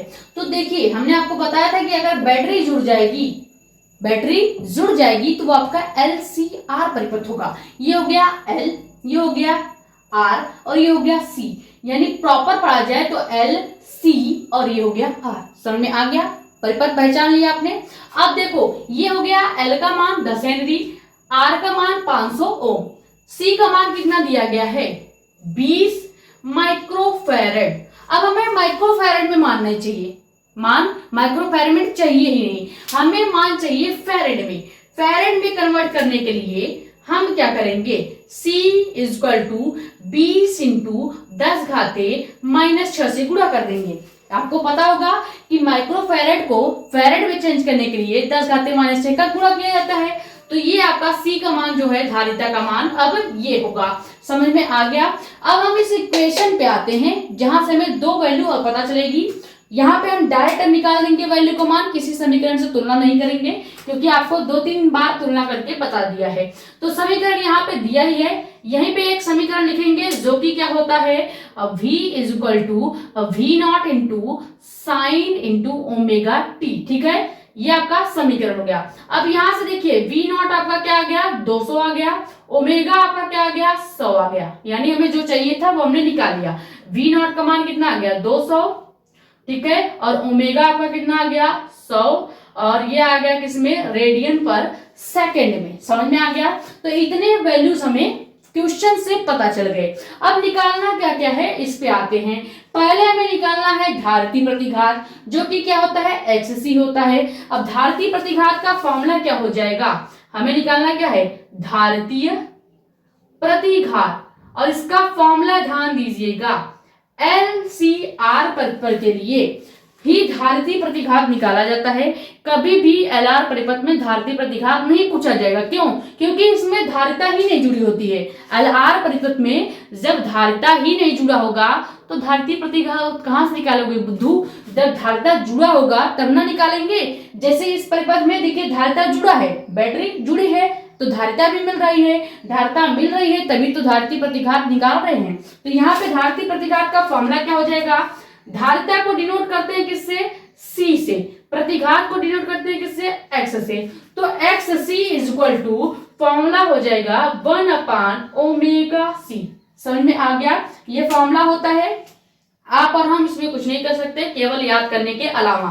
तो इसमें अगर वैल्यू रखेंगे तो क्या हो जाएगा XC इक्वल टू 1/ओमेगा का मान दिखाई दे रहा है कितना है 100, कितना है 100 है, तो ओमेगा का मान रखेंगे 100। और कहीं आपको धारिता नजर आ रही है, कहीं आपको धारिता नजर आ रही है जो कि कितना है 20 गुणे 10 घात -6। पहले था 20 केवल, वो भी माइक्रोफैरेड में। जब इसको हम फैरेड में चेंज करेंगे, फैरेड में चेंज करेंगे तो 20 गुणे 10 घात -6 से गुणा कर देंगे। तो यहाँ पे पहले हमने ओमेगा का मान रखा और फिर हम C से गुणा किए हैं तो C का मान रखेंगे 20 गुणे 10 घाते -6। अब ध्यान दीजिएगा यहाँ पे इसको कैसे सॉल्व किया जाएगा। ये 10 घाते -6 को अगर हम 1 की जगह लिख दें तो हम इसको क्या लिख सकते हैं 10 घाते -6 का मतलब है कि 10 के पीछे 6 जीरो लगा हुआ है। क्यों? इसका मतलब यही होता है। तो अगर हम XC निकालेंगे तो ऊपर हो जाएगा 10 के पीछे 6 जीरो, 1 2 3 4 5 6 जीरो हो गया। और आपका नीचे क्या बच जाएगा 100 गुणे 20 बच जाएगा, क्योंकि हमने ये 10 घाते -6 को 1 के पास लेके चले गए हैं और इसका जो मान था वो हमने जीरो बढ़ा के लिख दिया है। तो अब क्या करेंगे, यहां से 2 जीरो से 2 जीरो और 1 जीरो से 1 जीरो कैंसिल कर देंगे। बचा है क्या आपका, बचा क्या है 2 और यहाँ पे 1000। तो अगर हम 2 का भाग 1000 में देंगे तो 500 आएगा। कितना आएगा 500। तो यहाँ पे धारितीय प्रतिघात जो आपका धारितीय प्रतिघात XC है ये कितना आ जाएगा, तो ये आ जाएगा आपका 500 और वो भी किस में, वो भी किस में ओम में। ठीक है, यही आपका आंसर हो जाएगा। समझ में आ गया, बहुत आसान है। पहले हम इस तरह से वैल्यूज को निकालेंगे, उसके बाद हम फॉर्मूला लगाएंगे जो कि क्या होता है धारितीय प्रतिघात का फॉर्मूला होता है XC/1/ओमेगा C। अब 1/ओमेगा C दिया गया है, ओमेगा का मान हमने पहले से निकाल लिया यहाँ से इक्वेशन से जो कि 100 है, और C का मान हमने निकाला है 20 गुणे 10 घाते -6। गुणा कर देंगे नीचे, लेकिन हम इस जो घात वाला है 10 घात माइनस 6 है, इसको ऊपर ले जाएंगे तो इसको हम 10 के पीछे 6 जीरो लगा के लिख सकते हैं या 1 के पीछे 6 जीरो लिख सकते हैं। तो उस हिसाब से लिखेंगे और अगर कैलकुलेशन आप करके देखेंगे तो उसका मान 500 ओम आ जाएगा। ये तो हुआ पहला सोल्यूशन। ठीक है, हमने आपका पहला जो सोल्यूशन था वो कर दिया। सेकंड क्वेश्चन क्या पूछा गया इसमें कि प्रेरकी प्रतिघात निकालिए, यानी XL निकालिए। सेकंड क्वेश्चन लगा लेते हैं जो कि क्या है, प्रेरकी प्रतिघात। प्रेरकी प्रतिघात, और प्रेरकी प्रतिघात का फॉर्मूला बिल्कुल आपके LR परिपथ की तरह ही रहेगा। यहां पे ज्यादा कुछ चेंज नहीं होगा।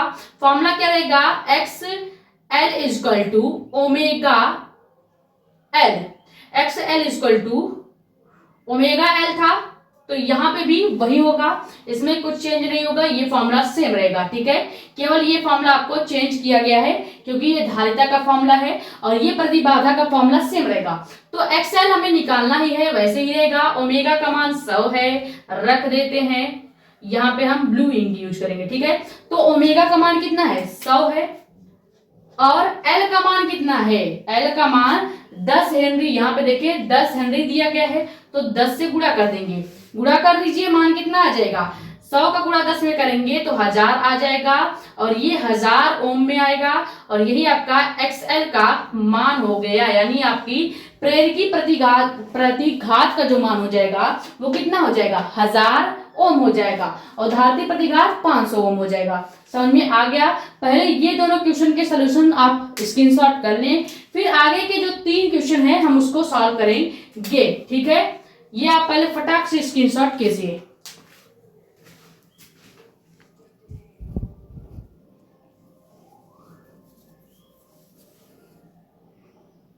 हो गया। तो तीसरा क्वेश्चन क्या है कि प्रतिबाधा या परिपथ की प्रतिबाधा Z पूछा गया है।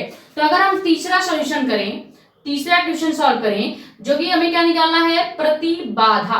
प्रतिबाधा का LR परिपथ में हमने फॉर्मूला क्या बताया था, वही रहेगा, बस थोड़ा सा चेंज होगा क्योंकि यहाँ पे धारिता भी जुड़ गई है। तो फॉर्मूला क्या था, Z equal to under root R square. ठीक है, R स्क्वायर प्लस XL का स्क्वायर था, R स्क्वायर और XL का स्क्वायर था, लेकिन यहाँ पे धारिता C जुड़ने की वजह से फॉर्मूला होगा थोड़ा सा चेंज। क्या हो जाएगा, XL माइनस XC, और इन दोनों का हम स्क्वायर करेंगे।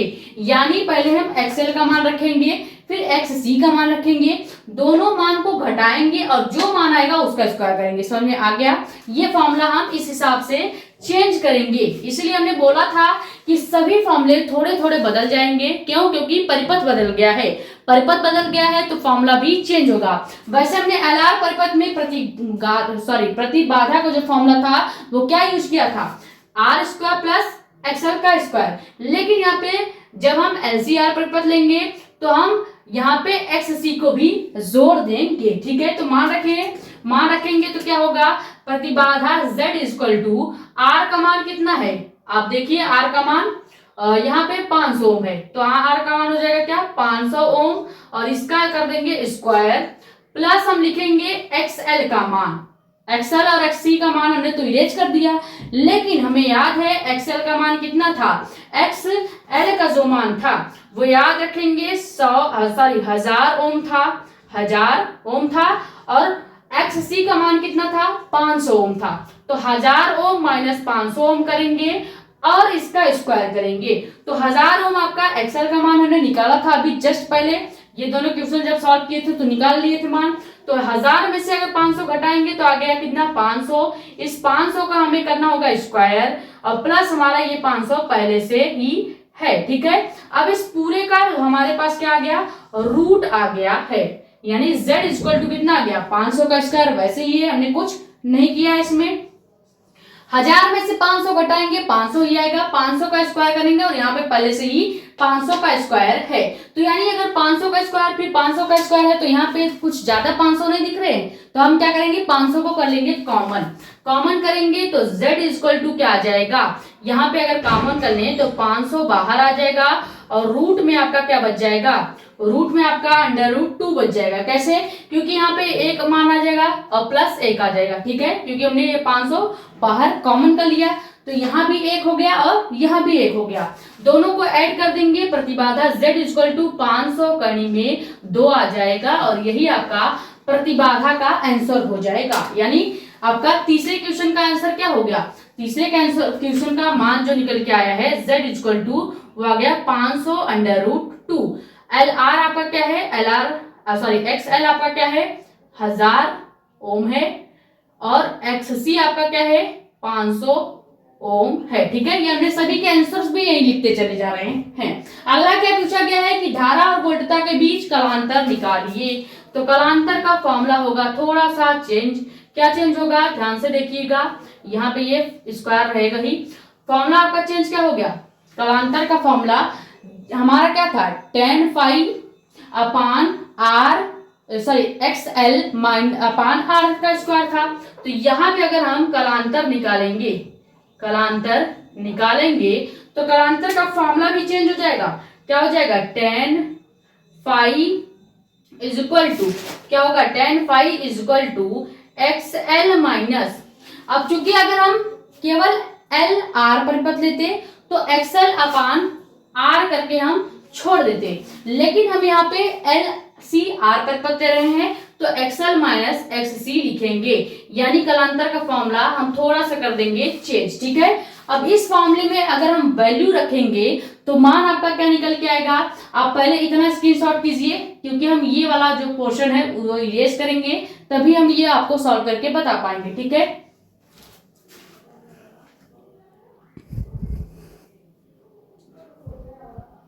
हो गया। अब हम अगर इसको इरेज कर दे, ये हम तीसरा वाला सॉल्यूशन इरेज कर रहे हैं। ठीक है, तीसरा सॉल्यूशन इरेज कर दिया। अब यहाँ पे tan का मान, tan आपका यहाँ पे हल करते हैं, tan फाई आपका वैसे ही रहेगा। XL का मान क्या है, यहाँ पे देखें हमने लिख दिया, इसलिए वैल्यू हमने यहाँ पे ऊपर लिख दिया क्वेश्चन के पास।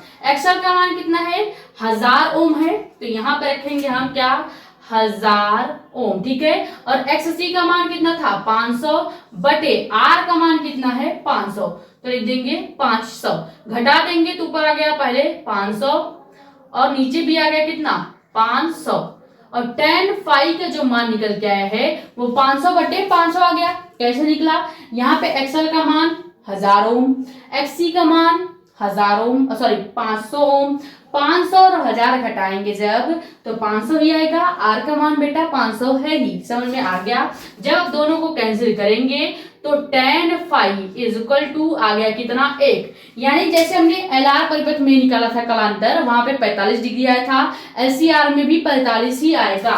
ठीक है, तो यहाँ पे आ गया कितना tan phi is equal to 1। अभी हमने आपको बताया है कि tan फाई यानी एक वैल्यू किसका होता है, tan 45 डिग्री का मान 1 होता है, तो यहाँ पे 1 की जगह हम tan 45 भी लिख सकते हैं। tan से tan कैंसिल हो जाएगा, बचेगा आपका क्या फाई इज इक्वल टू क्या बचेगा, phi is equal to 45 degree, और यही आपका क्या हो जाएगा, यही आपका कलांतर हो जाएगा। यानी हमने चौथा भी सॉल्व कर लिया, कलांतर कितना निकल के आया है tan phi is equal to 45 degree निकाल लिया। ठीक है, ये हो गया आपका चौथा सॉल्यूशन। पांचवा क्वेश्चन आपसे क्या पूछा गया है वो हम इतने में ही सॉल्व कर देंगे। पांचवा क्वेश्चन आपसे जो पूछा गया है वो हम इतने में ही सॉल्व कर देंगे। पांचवा क्वेश्चन क्या है, परिपथ का शिखर मान निकालें। अभी हमने शिखर मान का आपको फॉर्मूला बताया था, परिपथ का पांचवा क्वेश्चन लगा रहे हैं, परिपथ का शिखर मान निकालें। तो शिखर मान इसका फॉर्मूला क्या हो जाएगा, I not is equal to V naught upon Z था, यही फॉर्मूला था, तो यही फॉर्मूला लगेगा इसमें। हम इस वाले फॉर्मूले में कुछ चेंज नहीं करेंगे। तो I नॉट का मान क्या है निकालना है हमें, V नॉट का मान क्या दिया गया है 200, तो 200 रख देते हैं। Z का मान कितना निकल के आया है, केवल Z यानी प्रतिबाधा कितना निकला है 500 करनी में 2, तो 200 बटे 500 करनी में 2 कर लेंगे, 0 0 से कैंसिल हो जाएगा, बचेगा क्या 2 बटे 5, यानी कि I नॉट इक्वल टू कितना आया, I नॉट इक्वल टू आ गया 2 बटे 5 करनी में 2। ठीक है, और ये आया किसमें, एम्पियर में, क्योंकि धारा है और धारा का मान हम एम्पियर में लिखते हैं। समझ में आ गया, ये आपका हमने फॉर्मूला यूज किया है। दो फॉर्मूले बस हमने चेंज नहीं किए हैं। पहला आपका क्या फॉर्मूला था, जो प्रतिघात का फॉर्मूला था X L equal to omega C omega L, वो हमने चेंज नहीं किया। दूसरा हमने शिखर मान का फॉर्मूला चेंज नहीं किया। बाकी हमने सभी फॉर्मूले धारिता के हिसाब से चेंज किए हैं। तो ये क्वेश्चन बहुत ज्यादा आपके लिए इंपॉर्टेंट है, क्योंकि इसमें 5 क्वेश्चन पूछा गया है, एक ही क्वेश्चन में 5 क्वेश्चन, इसलिए ये क्वेश्चन डायरेक्ट 5 नंबर का आएगा। ये वाले कॉन्सेप्ट्स पे, यानी कि क्वेश्चन नंबर 4 और 5 आपने 2-3 बार प्रैक्टिस करना है, चाहे जैसे सर में आ गया स्क्रीनशॉट कर ले। आगे बढ़ते हैं।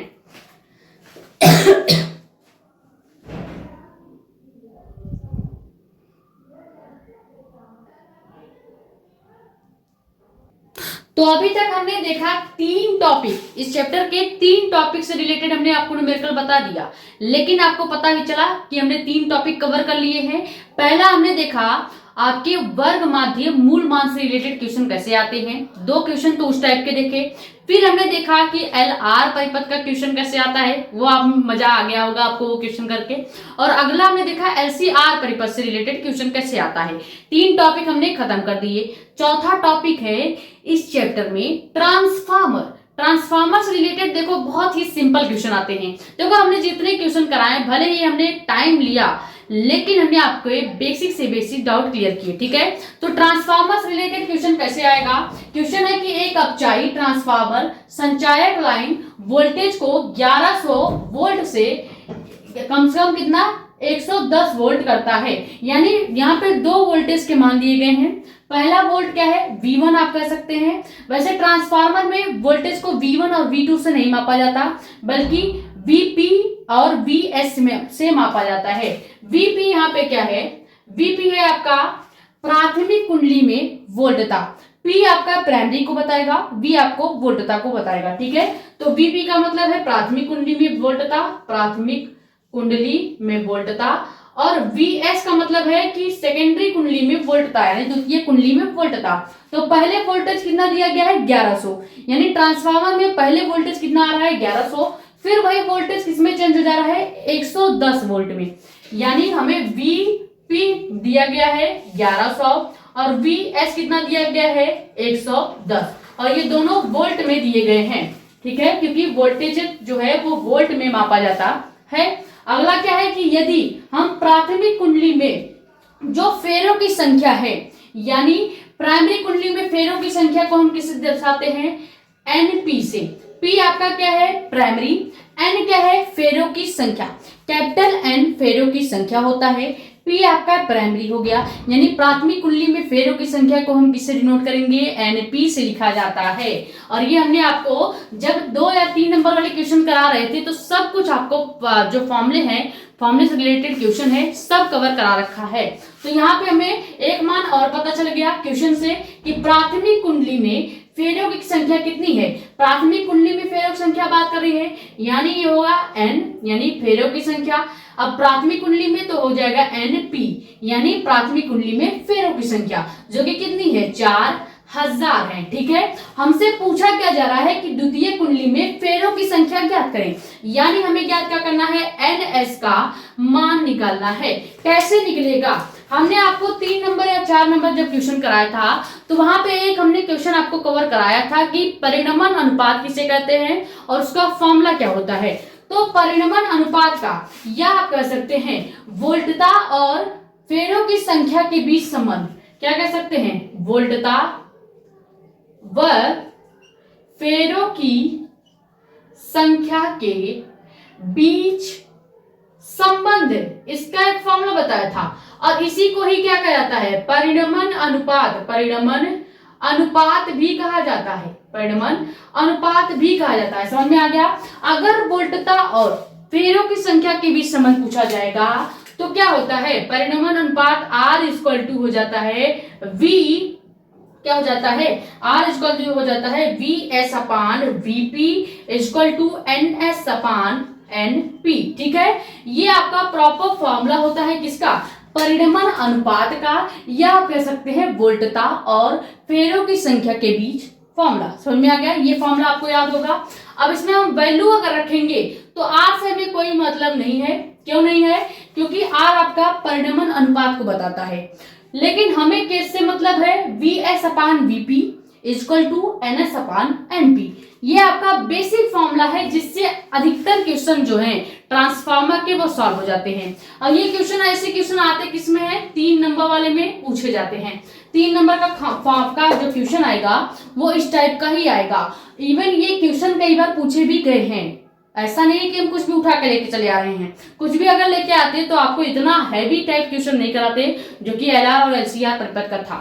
ठीक है, तो अगर हम यहाँ पे सभी वैल्यू को रखें इस फॉर्मूले में तो क्या हो जाएगा, मान रखते हैं वीएस का मान कितना है, यानी द्वितीय कुंडली में वोल्टता कितनी दी गई है, द्वितीय कुंडली में वोल्टता 110 है।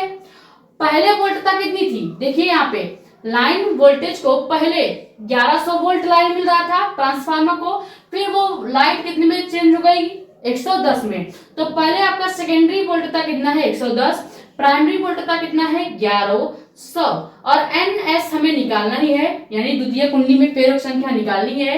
प्राथमिक कुंडली में फेरों की संख्या कितनी दी गई है 4000। तो यहाँ पे अगर हम काटना चाहें तो कुछ चीजें कटेंगी, जैसे ये 0 से 0 कैंसिल हो जाएगा, 0 से 0 1 0 0 कैंसिल होगा और एक 0 से हम ये 4000 वाला 0 कैंसिल कर रहे हैं। ठीक है, यानी अगर देखा जाए तो 0 0 कैंसिल करने की जरूरत ही क्या है, हम डायरेक्ट 110 से 1100 कैंसिल कर देंगे तो केवल यहाँ पे क्या बचेगा 10 बच जाएगा और इधर तो 1 आ गया, इस 0 से इस 0 को कैंसिल कर दिया, बचेगा क्या एन एस इक्वल टू 400 फेरे और यही आपका आंसर हो जाएगा। देखा कितना सरल है, केवल आपको ये फॉर्मूला याद होना चाहिए, धारा और फेरों की संख्या के बीच का जो संबंध होता है वो आपको याद होना चाहिए, V S upon VP equal to N S upon N P. ठीक है, मान रख देंगे 110 से 1100 काटेंगे तो 1/10 आएगा, 10 में एक 0 था तो हमने 4000 के 0 को काट दिया है, बचा क्या है एनएस। एनएस यानी सेकेंडरी कुंडली में फेरों की संख्या पूछी गई थी और सेकेंडरी कुंडली में फेरों की संख्या 400 फेरे हो जाएंगे। कैसे पता चलेगा, देखिए करंट से ही आप निकाल सकते थे, आपको किसी फॉर्मूले की जरूरत नहीं थी, इस करंट से आपको पता चल जाएगा। पहले करंट कितना आ रहा था 1100, वो चेंज किस में हुआ, किस में चेंज हुआ 110 में। जब करंट 1100 था तो पहले कुंडली में फेरों की संख्या 4000 थी, लेकिन याद रखें जब करंट 1100 से किसमें, जब करंट 1100 से 110 में चेंज हुआ तो बेटा यहाँ पे पहले फेरों की संख्या 4000 थी, जब 110 में चेंज होगा तो एक 0 हटा दीजिए, 400 हुआ कि नहीं, 400 हुआ कि नहीं, यानी अगर वोल्टेज 110 होगा तो फेरों की संख्या 400 होगी, वोल्टेज 111 होगा तो फेरों की संख्या 4000 होगी। समझ में आ गया, ये स्क्रीनशॉट कर ले, बहुत बेहतरीन और अच्छा क्वेश्चन था, ज्यादा हार्ड नहीं है, बस आपको ये फॉर्मूला याद रखना है। सेकंड क्वेश्चन जो देखेंगे वो भी इसी फॉर्मूले से लग जाएगा, क्योंकि ट्रांसफार्मर के अधिकतर क्वेश्चन परिणमन अनुपात वाले फॉर्मूले से लग जाते हैं। स्क्रीनशॉट कर ले, देखते हैं क्वेश्चन नंबर 7।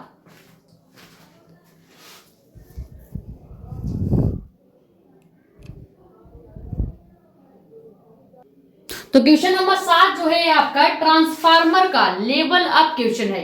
ट्रांसफार्मर का अगर 3 नंबर क्वेश्चन आएगा तो केवल आपको द्वितीयक कुंडली की फेरों की संख्या या प्राइमरी कुंडली की फेरों की संख्या पूछी जा सकती है, लेकिन अगर ट्रांसफार्मर का लेवल अप क्वेश्चन आएगा तो कैसे आएगा, सेम ऐसे ही आएगा। ये क्वेश्चन आपका 5 नंबर में, कितने में 5 नंबर में पूछा जाएगा अगर ट्रांसफार्मर से आएगा तो, वरना आएगा ही नहीं। ठीक है, 5 नंबर से कम में नहीं आएगा। क्यों, क्योंकि ये क्वेश्चन इसमें 2 पूछे गए हैं। पहला आपसे क्या पूछा गया है, कुंडली में फेरों की संख्या, किस कुंडली में, द्वितीयक, यानी हमें पहले जैसे अभी हमने क्वेश्चन लगाया क्वेश्चन नंबर 6, सेम वैसे ही क्वेश्चन नंबर 7 भी लगेगा, लेकिन पहले हमें द्वितीय कुंडली के फेरों की संख्या निकालनी पड़ेगी, जैसे हमने क्वेश्चन नंबर 6 में निकाला। फिर हम क्या करेंगे, इसमें निवेशी शक्ति निकालेंगे, और निवेशी शक्ति कैसे निकलेगा, दक्षता के फॉर्मूले से। पहले क्वेश्चन पढ़ते हैं, दिया क्या क्या है वो लिखते हैं। क्वेश्चन क्या है, एक अपचाई ट्रांसफार्मर संचरण लाइन वोल्टेज को 2200 वोल्टेज से 220 वोल्टेज में क्या कर रहे हैं, बदल रहे हैं। यानी पहला वोल्टेज कितना दिया गया है, वीपी, यानी प्राइमरी कुंडली की जो वोल्टेज है वो कितनी है 2200 वोल्ट है, और दूसरा जो वोल्टेज है वीएस जो है, यानी सेकेंडरी कुंडली की वोल्टेज कितनी है 220 में। ठीक है, यानी पहले कुंडली में वोल्टेज कितनी आ रही है, 2200 आ रही है, और दूसरे कुंडली में पहुंचते पहुंचते ये वोल्टेज 2200 से सीधे 220 हो जा रही है। अब अगला क्या कर रहा है कि प्राथमिक कुंडली में 400 फेरे दिए गए हैं। किस कुंडली में, प्राथमिक कुंडली में, यानी एनपी हमको दे दिया गया है। ये हो गया प्राइमरी कुंडली और एन हो गया फेरों की संख्या। तो प्राइमरी कुंडली में फेरों की संख्या पिछले क्वेश्चन की तरह ही 4000 दिया गया है, तो यहाँ पे हो गए 4000 फेरे। निकालना क्या है हमें दो वैल्यूज यहां से निकालनी है।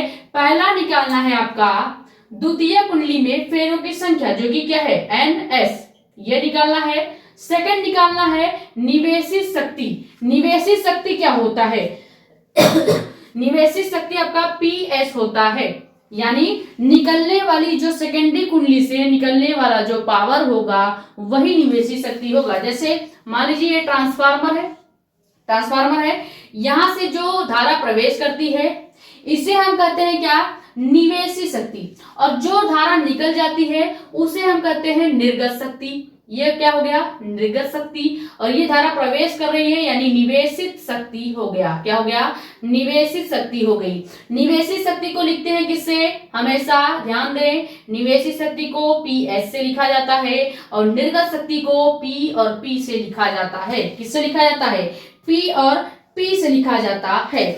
हमें निवेशित शक्ति का मान, सॉरी एक मिनट, थोड़ा सा यहाँ पे कंफ्यूजन हो रहा है। निर्गत शक्ति जो है वो है P और S। क्या है, P और S, यानी निर्गत शक्ति कितना हो जाएगा, PS हो जाएगा, और निवेशित शक्ति PP हो जाएगा। यानी हमें निकलने वाली धारा का मान तो पता है, कितना है, 8 किलोवाट। कितना दिया गया है, निर्गत शक्ति कितना है, 8 किलोवाट, यानी जो धारा बाहर निकल रही है PS है, और PS कितना है, 8 किलोवाट दिया गया है। लेकिन जो धारा ट्रांसफार्मर में प्रवेश कर रही है उसका हमें पावर का मान नहीं दिया गया है, यानी P और P का मान नहीं पता है। तो हमें निकालना क्या है, P और P को निकालना है। ठीक है, क्या निकालना है, P और P को निकालना है। दो वैल्यू हमको निकालना है, द्वितीय कुंडली में फेरों की संख्या और निर्वेशित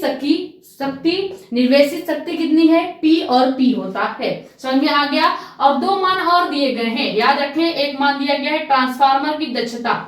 क्वेश्चन में ट्रांसफार्मर की दक्षता ईटा भी दिया गया है, जो कि इस तरह से लिखा जाता है, ध्यान दे, इस तरह से हम लिखते हैं एन की तरह, और इसको पढ़ा के जाता है ईटा। ठीक है, अब हमें ईटा यानी कि ट्रांसफार्मर की दक्षता का मान कितना दिया गया है, वो दिया गया है आपको 90%। कितना, 90%। और निर्गत शक्ति, सेकंड मान क्या दिया गया है, निर्गत शक्ति, जो कि कितना है, NPS होता है, और ये कितना है, 8 किलोवाट। इतने वैल्यू हमें क्वेश्चन में दिए गए हैं, दो मान हमने निकालना है।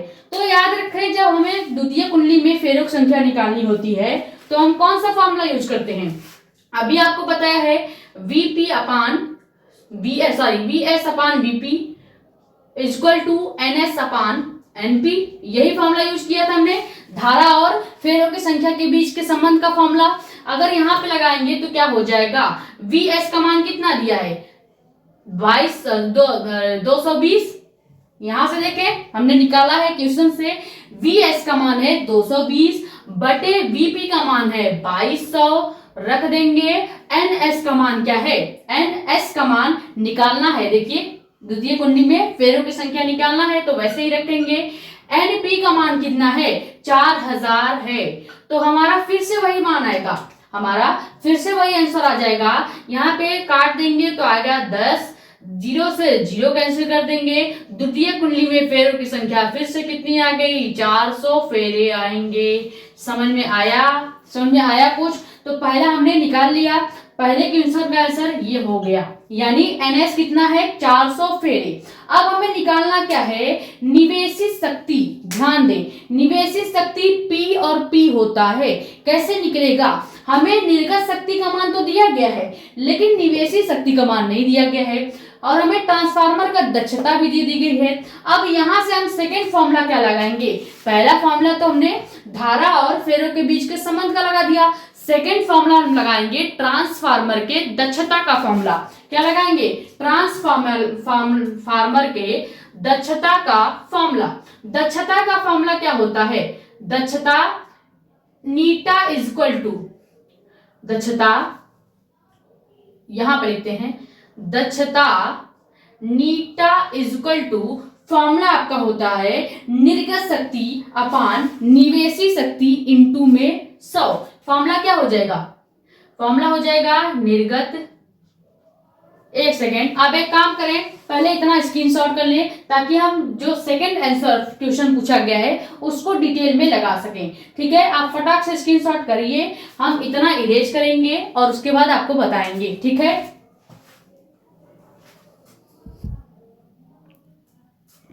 चलो जी, हो गया ये। अब हम इरेज करते हैं क्योंकि हमने आपका NS का मान निकाल लिया है। NS का मान कितना है वो भी हमने निकाला 400 फेरे, 400 फेरे। ठीक है, ये हो गया पहला आंसर। अब हमें P और P का मान निकालना है, तो कैसे निकलेगा, ट्रांसफार्मर की दक्षता का एक फॉर्मूला होता है, ट्रांसफार्मर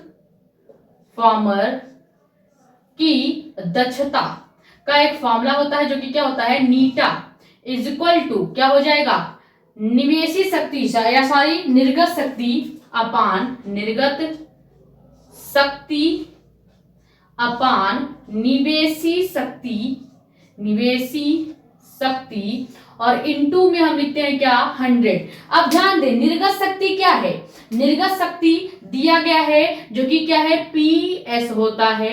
निवेशी शक्ति हमने निकालना ही है P और P। ठीक है, फॉर्मूला क्या हो जाएगा, N is equal to PS upon PP is equal to into 100। ठीक है, ये आपका फॉर्मूला हो गया, समझ में आ गया। अगर इसमें मान रखेंगे तो N यानी ट्रांसफार्मर की दक्षता आपकी वैसी रहेगी। हमें निकालना क्या है, P और P। ट्रांसफार्मर की दक्षता हमको दी गई है कितनी, 90 दिया गया है, तो यानी N का मान कितना हो जाएगा, 90 हो जाएगा इज इक्वल टू निर्गत शक्ति भी दिया गया है कितना है, 8, तो 8 रख देंगे। हमें निवेशी शक्ति नहीं दिया गया है क्योंकि निवेशी शक्ति हमको यहाँ पे देखें निकालना ही है, तो यानी P और P वैसे ही रहेगा और हम गुणा किससे कर देंगे, 100 से। अब यहाँ से हमें निवेशी शक्ति चाहिए यानी P और P का मान चाहिए, तो अगर हम P और P को इधर ले आए तो क्या हो जाएगा, अगर हम यहाँ से P और P को निकालेंगे तो हम क्या कर देंगे, ये 8 का पहले यहाँ पे 100 से गुणा करेंगे। कैसे करेंगे, ध्यान से देखिए, यहाँ पे 90 है और यहाँ पे 100 है। अगर हम 90 के इस जीरो से चाहे तो 100 का एक जीरो कैंसिल कर सकते हैं सॉल्व करने के लिए, तो बचेगा क्या, 9, 8 और P और 10 बच गया। हम इसका 10 का गुणा 8 में करेंगे तो कितना आ जाएगा, P अपान या P अप बटे P इक्वल टू कितना हो जाएगा, 80/9 हो जाएगा, और यही आपका क्या हो जाएगा, निवेशी शक्ति का मान हो जाएगा। समझ में आ गया, बहुत सिंपल है, कुछ नहीं करना है। ट्रांसफार्मर की दक्षता का फॉर्मूला होता है नीटा equal to PS upon PP। अब PS यानी निवेशी शक्ति क्वेश्चन में दिया गया है 8 किलोवाट, निर्गत शक्ति हमें निकालना है। जब हम दक्षता ट्रांसफार्मर की जो यहाँ पे दी गई है 90, यहाँ पे 90 रख देंगे N की जगह, बाकी PS का मान रख देंगे 8। P और P आपका पता नहीं है तो वैसे ही रहने देंगे। 100 यहाँ पे पहले से है, 90 यहाँ पे दक्षता का मान है। 90 के एक जीरो से 100 का एक जीरो कैंसिल कर देंगे, बच जाएगा 10। 10 का गुणा करेंगे 8 में आ गया 80। 9 आपका जो यहाँ पे है उसको हम लाएंगे P और P की जगह, और P और P को हम कहाँ ला देंगे, इस 9 की जगह। यानी निवेशी शक्ति कितना आया है, 80/9 आ गया है। ठीक है, तो ये हो गए आपके इस चैप्टर से रिलेटेड जितने भी टाइप का क्वेश्चन बन सकता है वो हमने आपको बता दिया। पहले हमने आपको बताया वर्ग माध्य मूलमान से रिलेटेड क्वेश्चन, फिर LR परिपथ से, फिर LCR परिपथ से, और लास्ट में हमने देखा ट्रांसफार्मर से रिलेटेड 2 क्वेश्चन। ये 2 क्वेश्चन भले ही आपको लग रहा हो बहुत कम हमने क्वेश्चन कराए हैं, लेकिन ये क्वेश्चन से आपको कई सारे कॉन्सेप्ट्स के फॉर्मूले क्लियर हुए होंगे। जितने भी फॉर्मूले हमने करा दिए हैं ध्यान दीजिएगा, सभी फॉर्मूला आपको अलग अलग पेज में नोट करते जाना है ताकि आप अच्छे से प्रैक्टिस कर सकें। सभी क्वेश्चन आप अलग नोट में लिखेंगे, अलग पेज में लिखेंगे ताकि आप अपने मन से लगाएंगे। ठीक है, बाकी जितने भी फॉर्मूले कराए गए हैं आप 1-2 बार खुद से लिखिएगा, कम से कम 5 बार ये फॉर्मूले लिख के याद कीजिएगा। उसके बाद आपका ये जो चैप्टर है प्रॉपर तैयार हो जाएगा। आप किसी भी जो आपका अनसॉल्व पेपर होता है, उससे क्वेश्चन प्रैक्टिस कर सकते हैं इस चैप्टर का। ठीक है, ये स्क्रीनशॉट कर लें। और हाँ, नए हैं तो चैनल को सब्सक्राइब कर लें, क्योंकि ऐसी इंफॉर्मेटिव और इंपॉर्टेंट वीडियो आपके पास आती रहती है। ज्यादा से ज्यादा वीडियो कर दे शेयर, ताकि और भी लोग जुड़ जाएं। अपने कमेंट्स चेक आउट आप यहाँ पे, या हमारा इंस्टाग्राम आईडी भी है मेडिकल स्पेन साक्षी मिश्रा के नाम पे, वहां पे पूछ सकते हैं। ठीक है, तो ये चैप्टर हमने भले ही टाइम लिया है, भले ही हमने टाइम बहुत लिया है, क्योंकि देखो मैक्सिमम हमें 1 घंटे के अंदर खत्म कर देना चाहिए था, लेकिन हमने कम से कम 1.5 घंटे टाइम लिया है। लेकिन इस 1.5 घंटे में याद रखें, हमने बेसिक से बेसिक आपके डाउट क्लियर किए हैं। ठीक है, ये स्क्रीनशॉट कर लें। मिलते हैं नेक्स्ट वीडियो में या नेक्स्ट चैप्टर के साथ। Thank you so much.